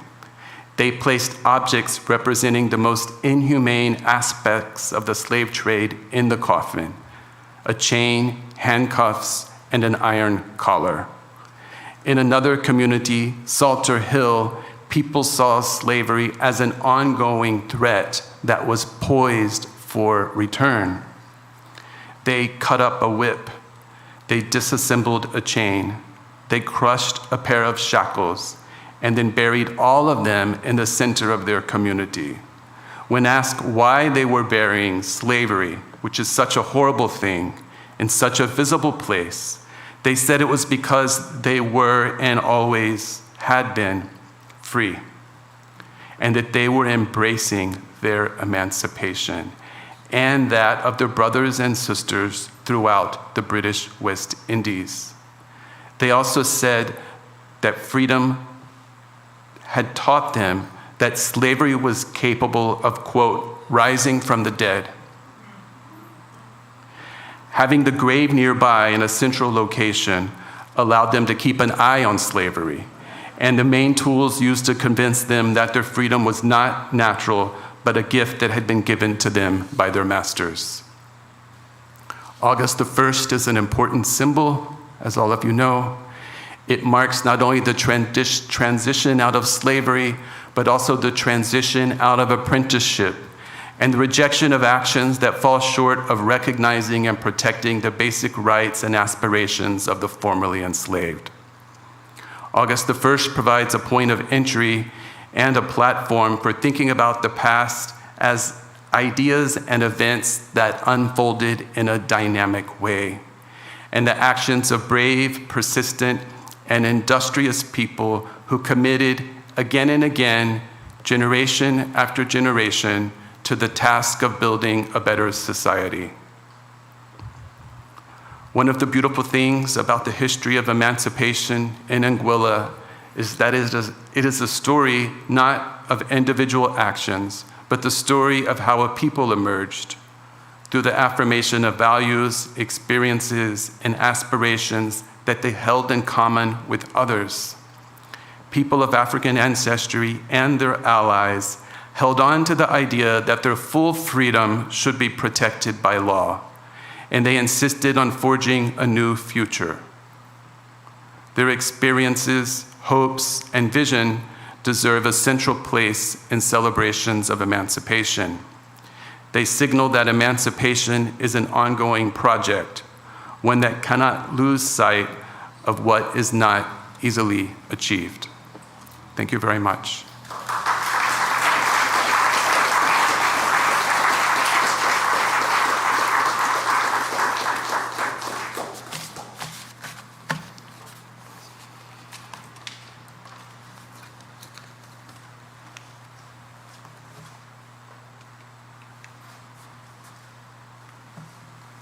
Thank you very much, Professor. Quite in-depth presentation. We now ask Ms. Gina Brooks to lead our audience, questions and comments and so on. Gina. Good evening, everyone. I have not gotten the pronunciation of the professor's name, so I'll not attempt it. But without further ado, we'll move into any questions and to lead us off into a discussion based on the stellar commentary that the professor just gave.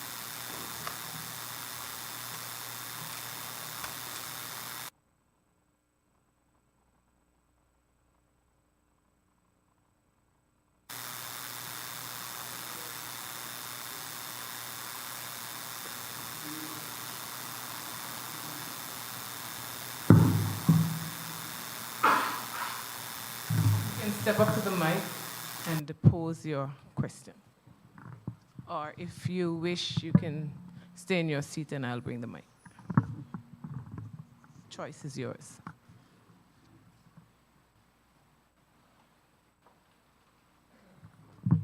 Is there a mic upstairs, Kaniva, for those persons who are up the steps?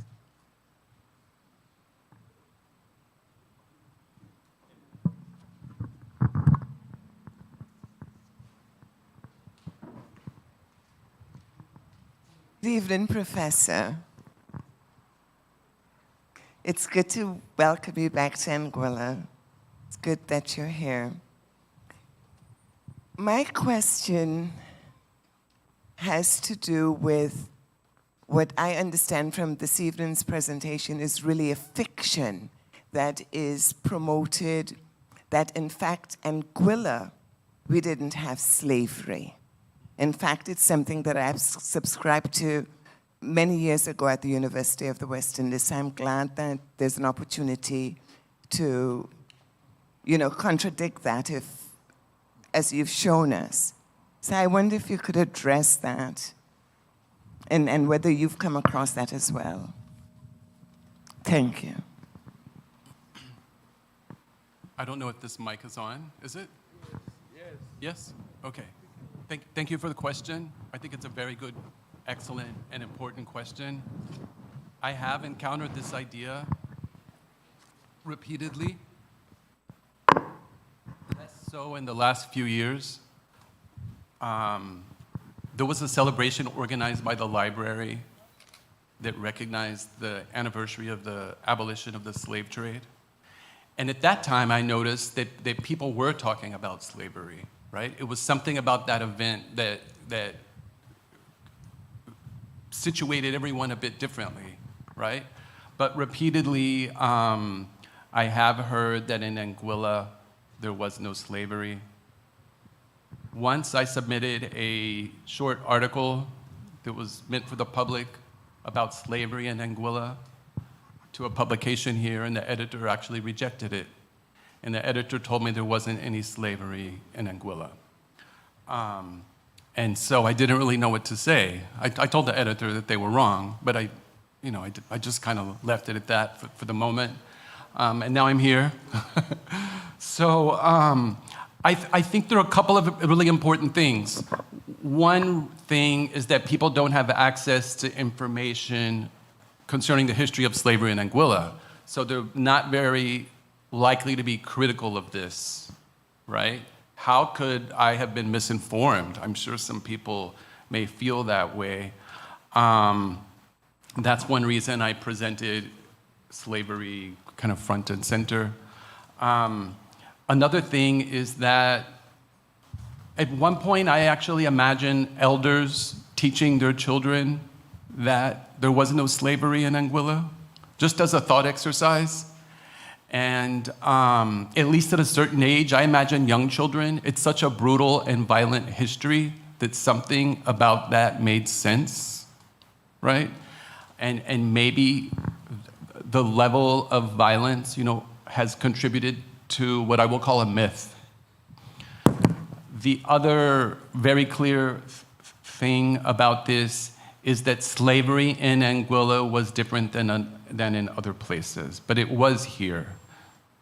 What Anguilla did not have was centuries of highly productive sugar plantations or plantations that generated huge profits for their owners and exported and exported and exported things like sugar, right, and tobacco and these sorts of things. Anguilla never had that. And so some people think because of the absence of that, there was no slavery, right? That's what I've seen. I've seen people in writing defend that position. But I think they're not that familiar with the actual history of Anguilla, which once again, in their experience, perhaps they never had access to it. So those are the things that come to mind. I hope I've answered your question.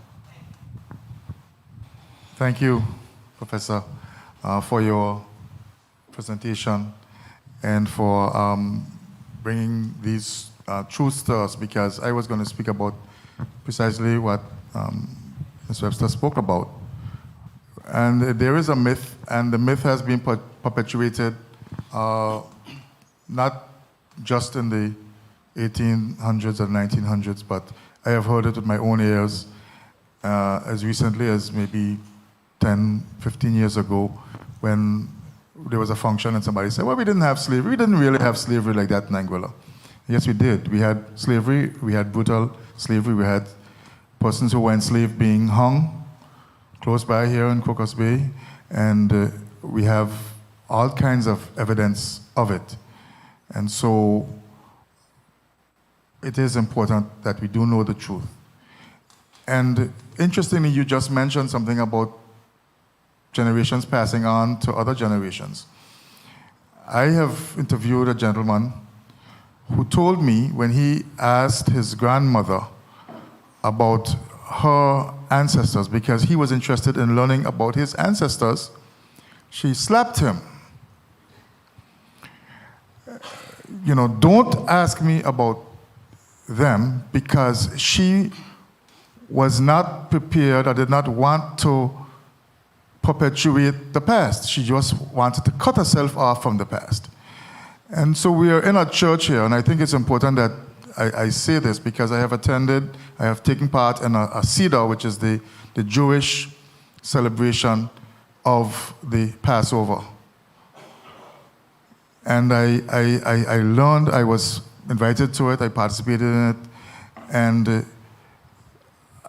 it is so powerful because there are symbols to remember the unleavened bread, the bitter water, the hyssop in the water. And the oldest person in the room tells the youngest person asks the oldest person to tell us about what happened when in the Passover. And the oldest person tells the youngest person what happened. That is symbolic because the story is passed on from generation to generation.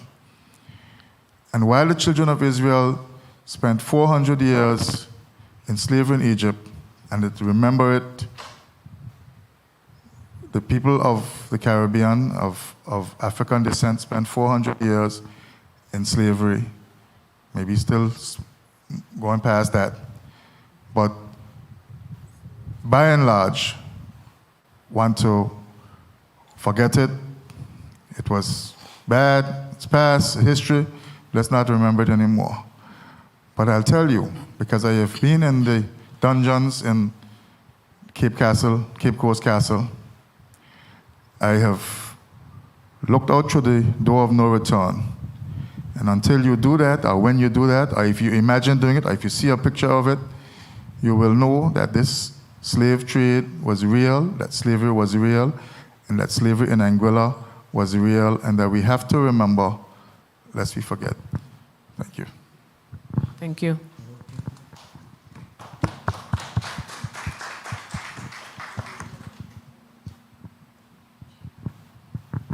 Hello?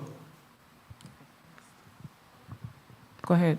A very pleasant good evening to all in the house. My name is Derek Gomes. Professor, I'd like to say thank you, and I look forward to talk to you in a bit. I have a manuscript, and it's entitled The March to Freedom, The Plight of the Black Man.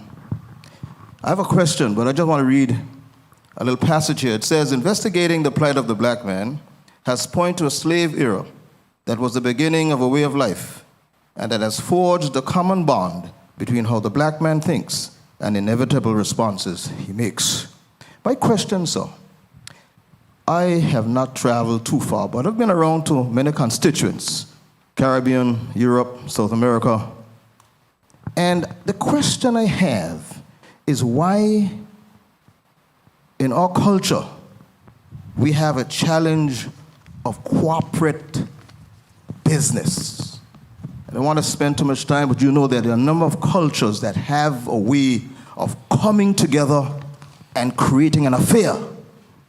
Now, I go to a church, and we have some of the best contractors on the island, and no two of them in the last 40 years have been able to do a project together. Tell me, what has slavery done that us as a people find it virtually impossible, even as church folks, to collaborate? Thank you, sir.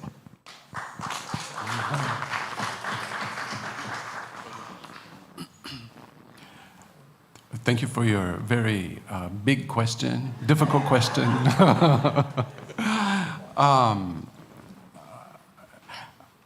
I would encourage everyone to think about, all the factors that lead to our present moment. So we know that slavery did not act alone, right? And it's not a cause and effect relationship that limits, our explanation to one based on slavery. We should think about capitalism, I think, right? We should think about how hard it is sometimes just to survive, and how we don't have the resources we need to survive, and how we are socialized at times to think only about ourselves, right? To prioritize.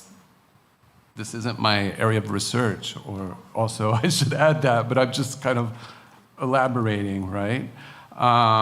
Because you do have this amazing history of jollification and that sort of thing, which I thought you were going to ask about for a second, but you are kind of talking about the opposite, in a way, if I understand the question correctly, right? So I'm happy that you've now mentioned the jollification. So there was a precedent, there was a culture, there was a beginning. So perhaps I should now ask, what has happened? Why the backslidden state that we find ourselves in? Because back then, and I think it was Dr. Hodge who mentioned the gentleman back in Africa who spoke about, the jollification. I am 63. I grew up in Angola in the 60s, so I also know of the jollifications. So hence, have we now, in terms of being more affluent, why is it then? I'm still troubled because we live in a competitive world, and if we cannot find a wherewithal to come together, to band together. I mean, we have some business savvy people that have emerged in our community, and we see how they can collaborate and come together and do business. But we are finding it still difficult in this era for some of us who have skills and business savvy to come together and do it. So I was just wondering what has transpired then from us being able to jollification days to the present. Is there anything then within our past relative to your lecture and your findings that perhaps can speak to why we can't? I'll stay there for now, and thank you very much. I'll just respond generally, because that's beyond the scope of what I'm here to talk about, and I'm not qualified to do that. You're doing well. We should remember that slavery is part of capitalism, right? It's the core of capitalism in modern Western societies. It taught us to define ourselves in terms of work and productivity, right? It taught us to think about time in terms of productivity, to think about the calendar. Something as basic as time, right, was redefined in the context of Caribbean plantations according to scholars such as Sidney Mintz, right? We think time is sort of this universal thing, maybe, right? That's what I thought before I read Mintz's work. And he says that it, and this pits us against one another and pits us against traditions like jollification and other forms of cooperation. But we do have counterexamples. We do have examples of coming together and working together in movements, right? Like emancipation should be, I think, conceptualized as an ongoing struggle in which people of different groups come together, right? So, thank you, sir. Thank you. Sure. We'll have a one-on-one. Yeah. Good night. Can you hear me? Yeah? I'm going to attempt to pronounce your name, Dr. Wallachek? Wallachek, yes. Wallachek, perfect. I think my question tonight is really about the access to records. You spoke a lot about a lot of material that I think most Anguillians may or may not have had any exposure to or any access to. And I find that to be the central difference between, as Dr. Hodge was speaking earlier, about the central difference between what we would have seen happen with Israel, how they would have coded and basically entrenched their symbols, their practices, and embarked on a intentional, I guess I would call it, campaign to ensure that their identity as a people was protected. But when you look at the context of enslaved people who don't have any connection to a history of themselves prior to arriving in Anguilla or arriving in the British Overseas Territories, how do we then move to have the archives, which you have mentioned, recognized to form a crucial part of, let's just say, our education curriculum, so that when we are learning about ourselves, when our students are learning about themselves, those archives form part of the required text, almost. So I think that's really my question, based on what you shared this evening in your discussion. Thank you. Professor? Thank you. It's a great question. The archives should all be used as the basis for research, and when possible, copies of them should be deposited in the public library, among other places, at Uwi. There should be bibliographies that are created that list, these are the Anguilla sources, perhaps by century, right, or in chronological order. Many of the things that I found are just a paragraph or sometimes just a sentence, right? 6 or 7 years ago, I did the exercise, and I thought I kind of had all the Anguilla stuff from the 1600s, right? Of course, I was wrong. And as I mentioned at one point, more and more stuff is being digitized. And what you can do when records are digital is you can put in a keyword, right? You may know this. So I put in like Anguilla, and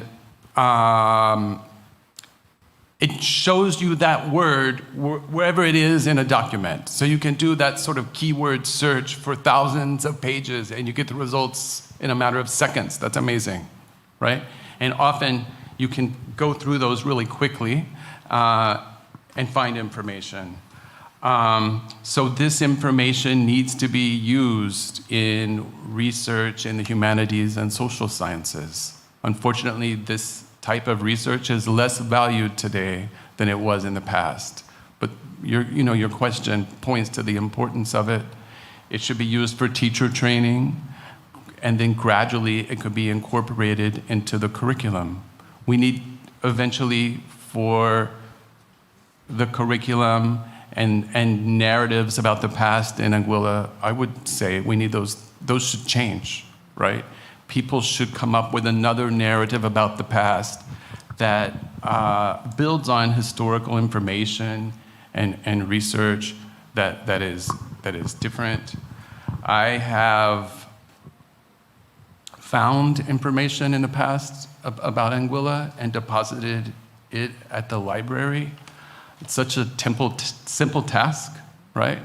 Alan Lomax visited Anguilla, a folklorist in the 1960s, right? I went to the Smithsonian once, and I found all of these photographs and recordings that he had done in Anguilla in the 1960s, and the library used those to sponsor an event.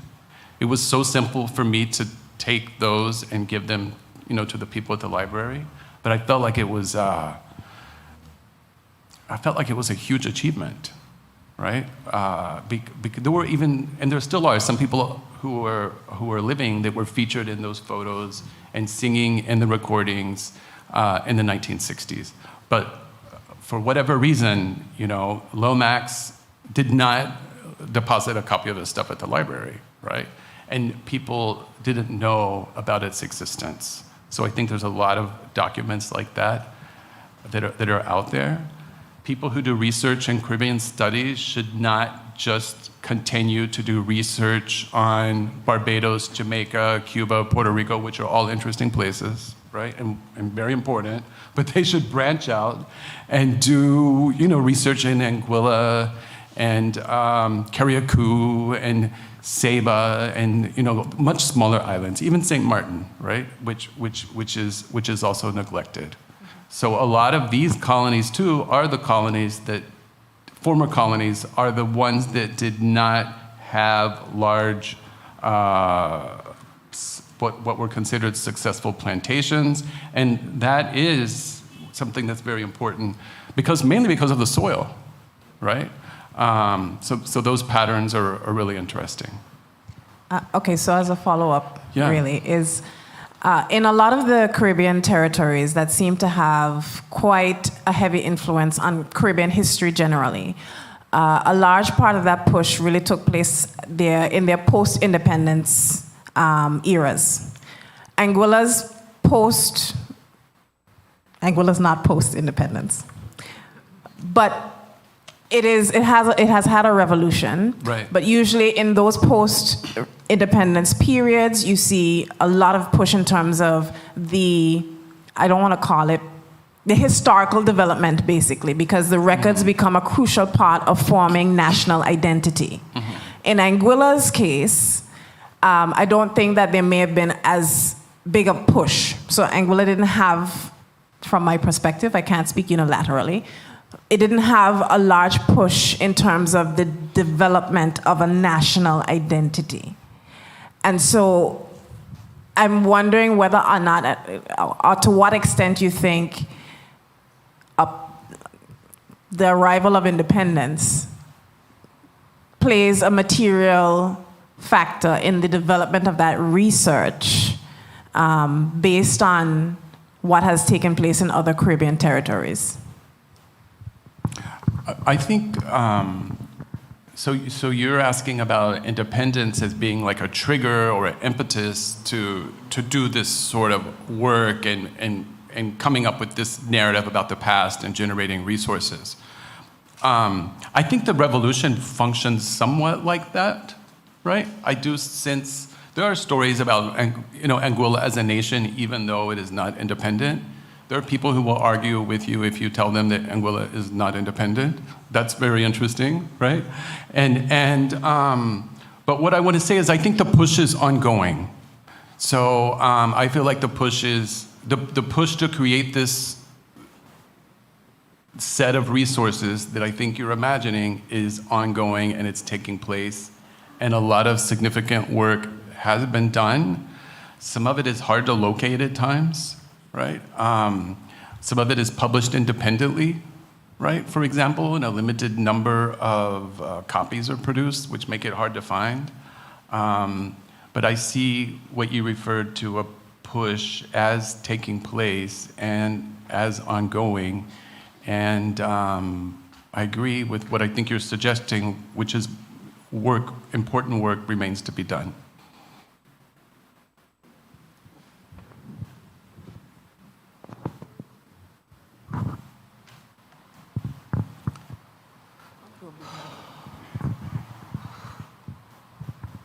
Good evening, Professor Waliczek. Thank you so much for your well thought out and informative presentation. In there, you would have made mention of the fact that during slavery, the law was used to promote unfairness and injustice. My question is, in recent times, many groups across the diaspora have taken an issue with the laws, claiming that in many instances, the prevailing laws of the land serve to disenfranchise Black people, serve to marginalize Black people, and in some cases even criminalize us systemically.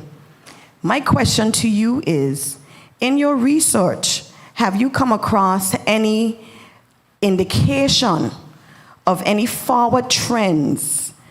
Because I think, by and large, many people tend to just accept the idea that the law is the law and we have to just accept it. And in many cases, many people in many of the islands have given up hope in terms of the political process because we see it as a dead end.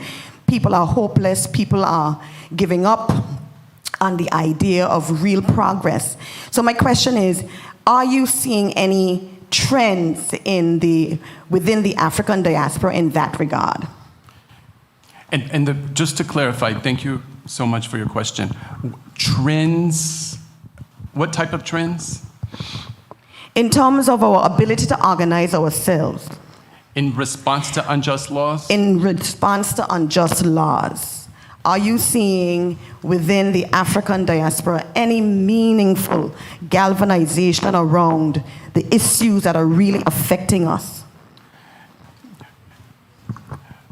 And I think you're interested in the contemporary context, right? We did see a couple of examples of that in my lecture, I'll just point out, right? For example, people protesting against apprenticeship, right? And even the example of runaways, right?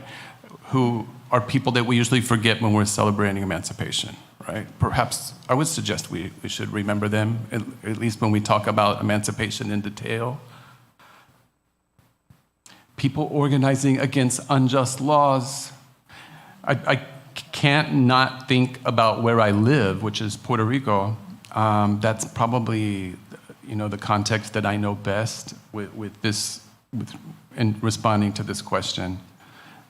People have and are organizing against unjust laws there. There are many unjust laws, though, that people do not organize against, right? And the ones that people react to, sometimes I'm like, wow, what is it about that one? Why did that get everybody in the streets? Puerto Rico also has I would say a strong and long protest tradition.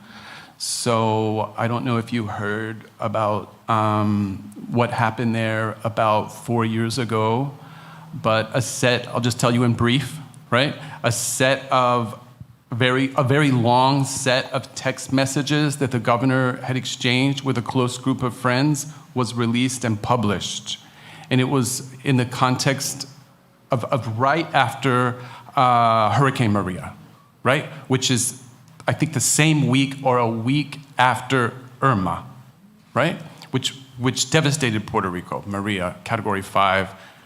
I didn't have electricity for 3 months, and many people didn't have water and these sorts of things. Later, we learned that the government had actually hidden large amounts of water and other donations that were meant for people, right? And thousands of people died in Puerto Rico at this time. And in these text messages, the governor is making fun of Puerto Ricans. And in a couple of lines, at least, even imagining Puerto Rico without Puerto Ricans as a better place, right? And so he's probably imagining a Puerto Rico full of Americans, right? And full of tourists. So this is highly offensive, right? And there were also misogynistic comments, homophobic comments about the bodies of well-known people. It just went on and on. It was offensive in like any and every way that is like highly stigmatized in contemporary society.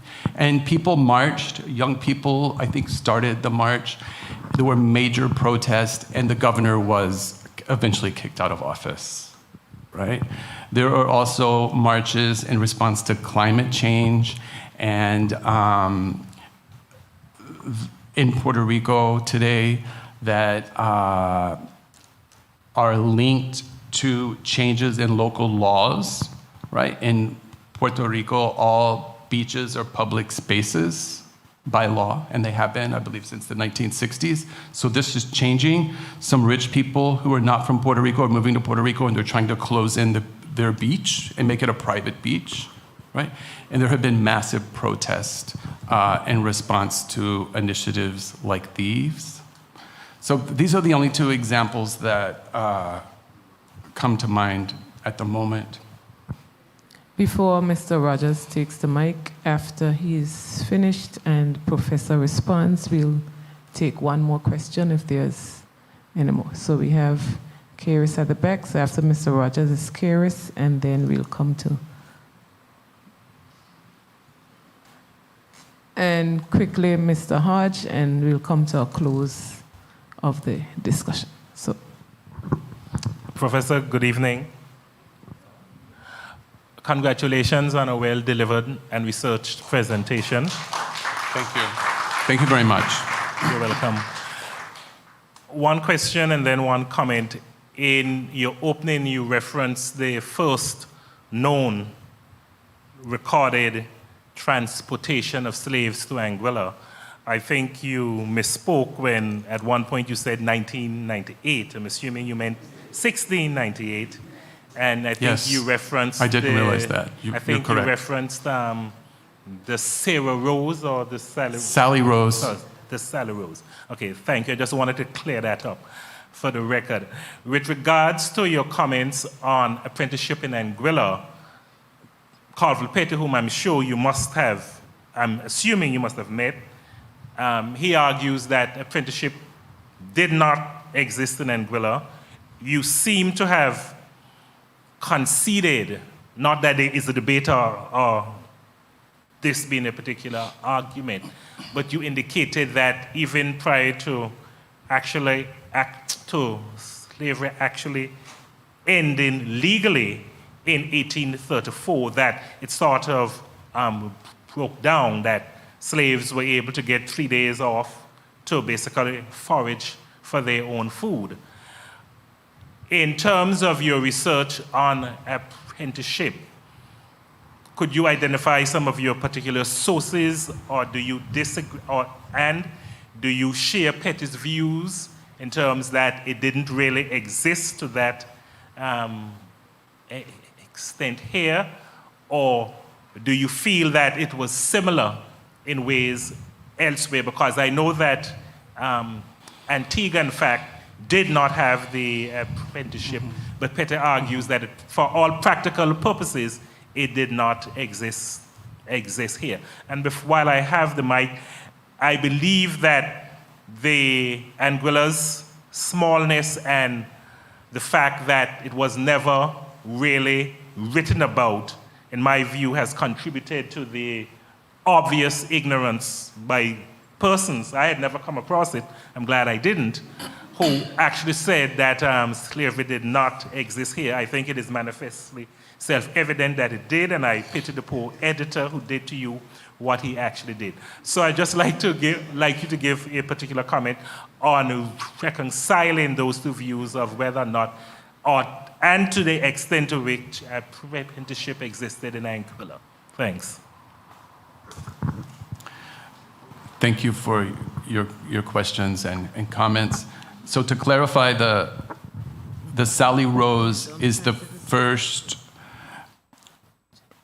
archival reference to West Africans being brought to Angola that I am aware of. I am convinced there are others, and there are probably some that are earlier, right? But that's the first one that I've seen of that movement, right, across the Atlantic. The other issue that you brought up relates to apprenticeship and whether it actually took place in Anguilla,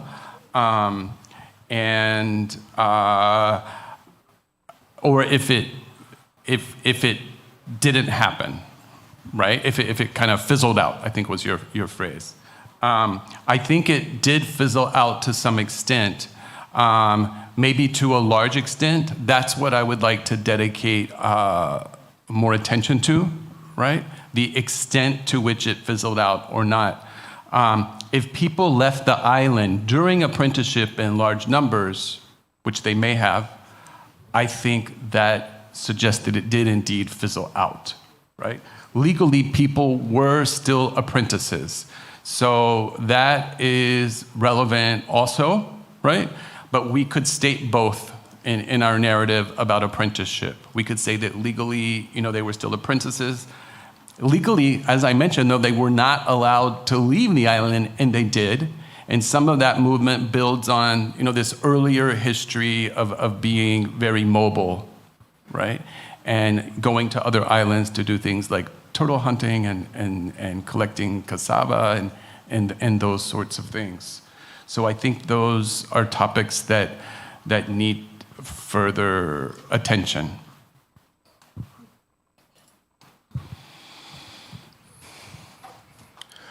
Good night, everyone. My name is Kyrus Richardson. and I'm currently a final year student studying international relations and diplomacy.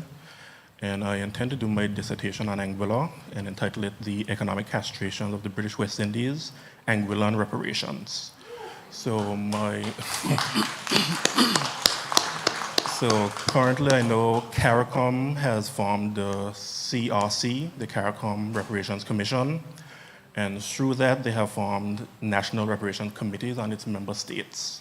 Anguilla is currently an associate member of CARICOM.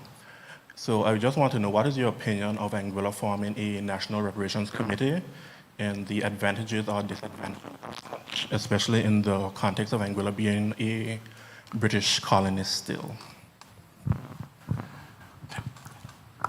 Thank you for the question. I think you may know much more about this than I do, and I would love for you to, I would love to talk to you about it sometime. Generally, I think the work that reparations committees are doing is excellent and interesting work.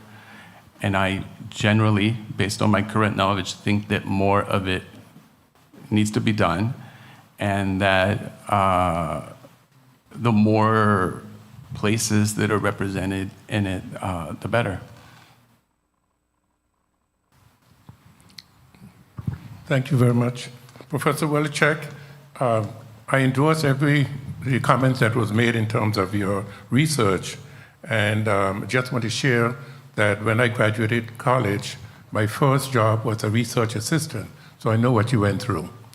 My question have to do again with the runaway slaves, and in my research, I found that the Maroons in Jamaica stood up to slavery, and they did not accept slavery. Did you come across any of those comments in your research? I am also, aware of the history of the Maroons in Jamaica, and in other places, for example, in the country of Colombia. And so there are numerous, and Brazil, there are numerous examples like that where people form tight, very effective, structured, fairly large communities made up of Maroons or runaways. We don't see that, in this context, in the Anguilla context or the Leeward Islands. What we see instead are very small numbers of people, often individuals, right, who run away. And sometimes they live in other places, from what I can gather, and they pass for being free blacks, or for whatever reason, their status is not questioned, right? That is the sort of runaway or maroon situation that I encountered for Anguilla and this area in the, for Anguilla or this area in the 19th century. Okay, all good things must begin to come to an end. So once Mr. Romney and Carla have got their pieces in, we will close. Dr. Waliczek, I'd like to thank you for a very informative session. When you spoke of slavery here in our region and the unjust laws that were imposed, I'm sure we all are aware that those unjust laws were passed from without our territory by the powers to be within Europe or what have you. And while the emphasis has been on the physical slavery and the abuses, I think we ought to be mindful that while there are laws, well, I wouldn't say preventing, but largely eradicating the physical abuse, we ought to be mindful that there is a switch to what I call economic slavery. And if you were to study history in the migration, let's look at Haiti. And Haiti got up and made certain moves, I'm sure you're aware of. And what ensued with the laws that came out of France and the USA was a major contributor to this very day where Haiti finds itself. The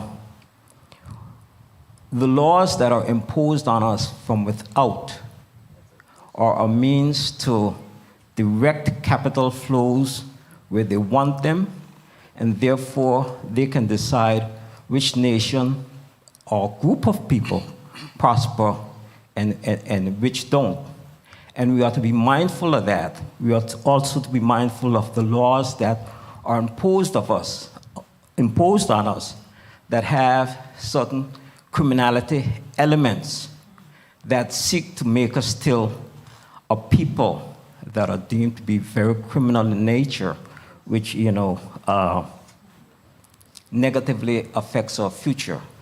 And as we look at the news today, right, while their physical slavery hasn't gone away, if you look at CNN and what happens on the various streets, the laws regarding economics that are imposed on us, I think we have to start channeling our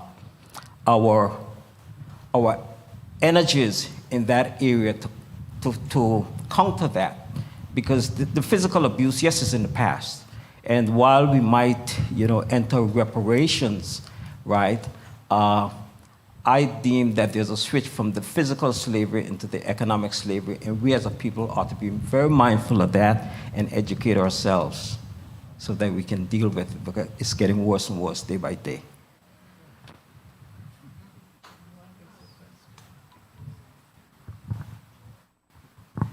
Shall I go just ahead? Go ahead. Okay, so Professor Walicek, I absolutely enjoyed your lecture. It was wonderful for me, actually painful at certain times. I have two quick things to ask. One, you made an argument for inclusion of runaways/maroons in the celebration of emancipation, more inclusion. And I was wondering if that is perhaps too much of a big ask, because I remember, this is from school, which is a long time ago, but there was always a sort of a antagonism between Maroons, at least in the country where I grew up, and persons who had remained on the plantation and then were freed, because Maroons used to deliver sometimes persons back onto the plantation because they had arrangements with plantations, etc. And I wonder if it's too much of an ask to have expected, that immediately post-emancipation that, they would have been celebrated and included in emancipation. And the other thing is a quick run-up for you. You mentioned about the, not repatriation, but movement of African Americans back into Haiti. And is that sort of like a thing of persons leaving and going back into like Liberia and stuff? Is that what you mean? Is that what you're talking about?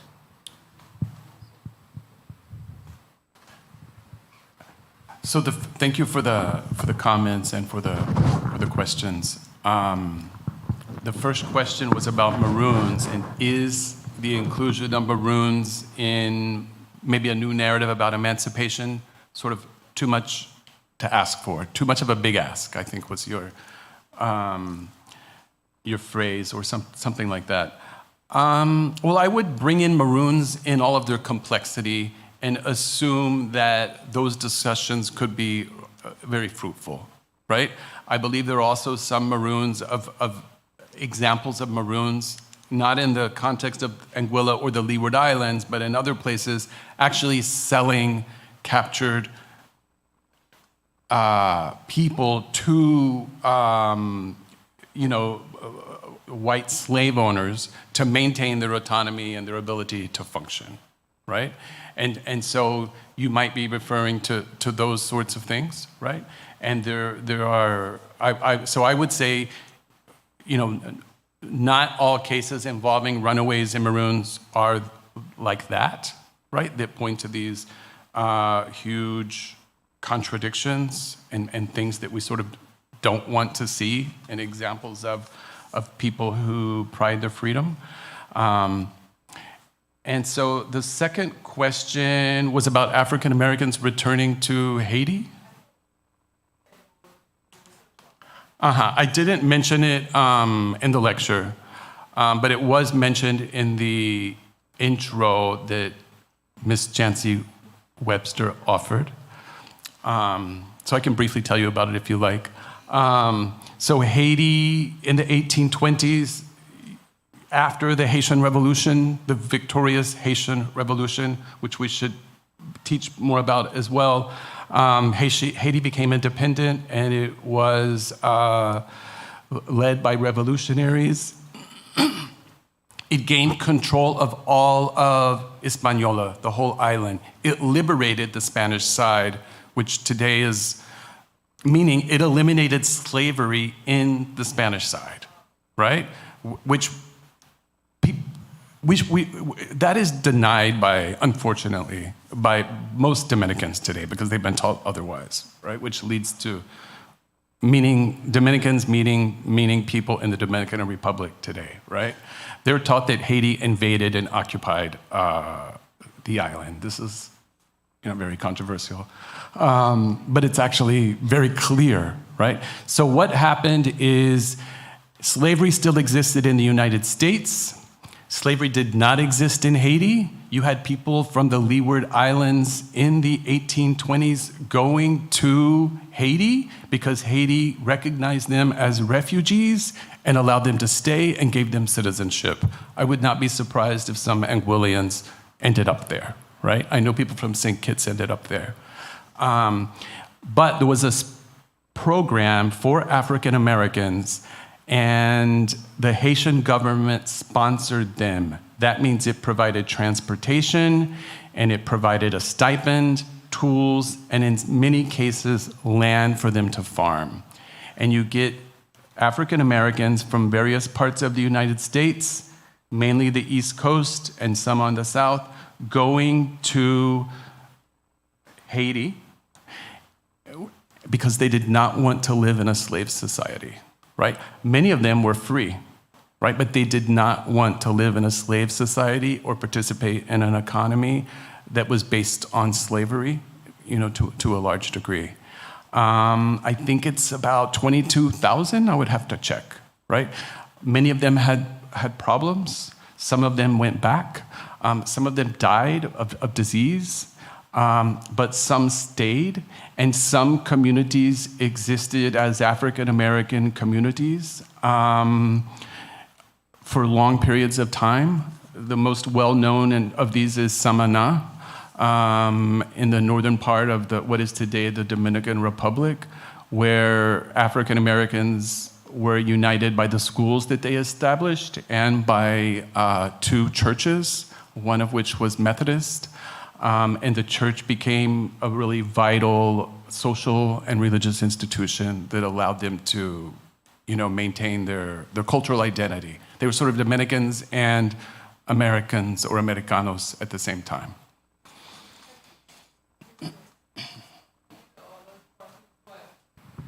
Contributed to the discussion, and to Professor Wallachek for bringing clarity to the questions posed.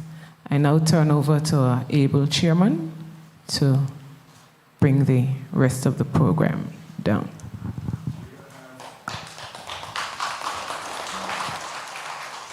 Renee Henry, with expressions of thanks this evening.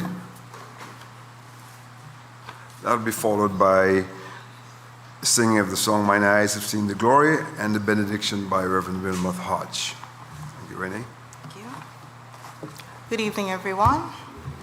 So on behalf of the University of the West Indies Open Campus, Anguilla Country Conference Committee, I would like to express thanks to the following persons and organizations. Thanks to Reverend Celestine for the invocation, Mr. Lennox Vanterpool, Mr. Michael Dumper Martin, Roots Bingi, and the Ebenezer Men's Fellowship for their musical renditions. Warm appreciation is extended to Mr. Valbanks for so ably chairing tonight's proceedings, and to Dr. Phyllis Fleming Banks for her welcome remarks. To Ms. Carla Harris of the Malihana Poetry Committee, thank you for the presentation of the Reverend Dr. Richley Gumbs Awards. Thanks is also extended to Ms. Jancy Webster for the introduction of the lecturer, and Ms. Gina Brooks for moderating tonight's discussion session. To Professor Wallachek, thank you for your enthusiastic delivery. I didn't realize you took your seat. Thank you for your enthusiastic delivery of tonight's topic. We would like to thank our host, the Ebenezer Methodist Chapel, and our sponsors for their support and contributions. Anguilla Electricity Company, Viewfort Estate, Miss Yvette Wallace, D3 Enterprise, and the National Commercial Bank of Anguilla. And of course, our media partners for their broadcasting coverage. To everyone here tonight, those listening via radio and social media, thank you for sharing in tonight's lecture.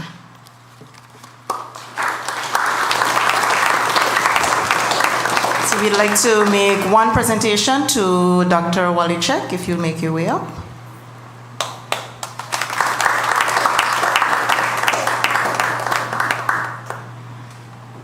So on behalf of the organizing committee, we would like to present you with this gift. It is a book called Born in Slavery, and it was written by Anguillan Methodist ministers.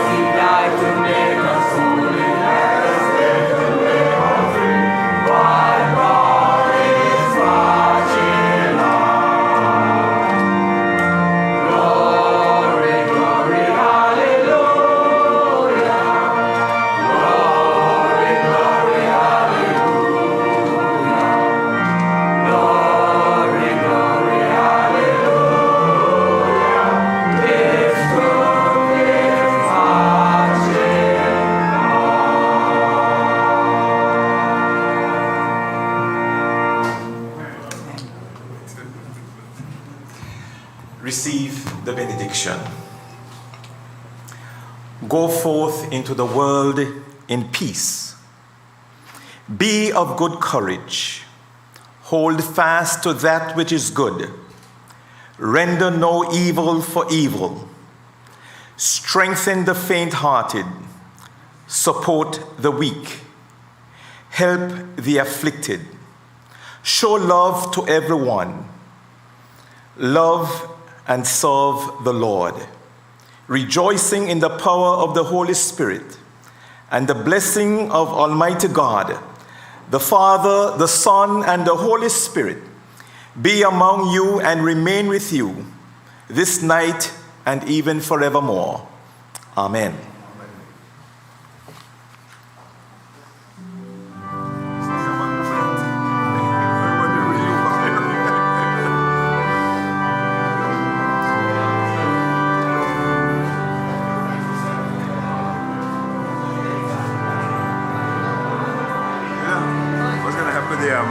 benediction. Who's going to hold it? I think Dr. Banks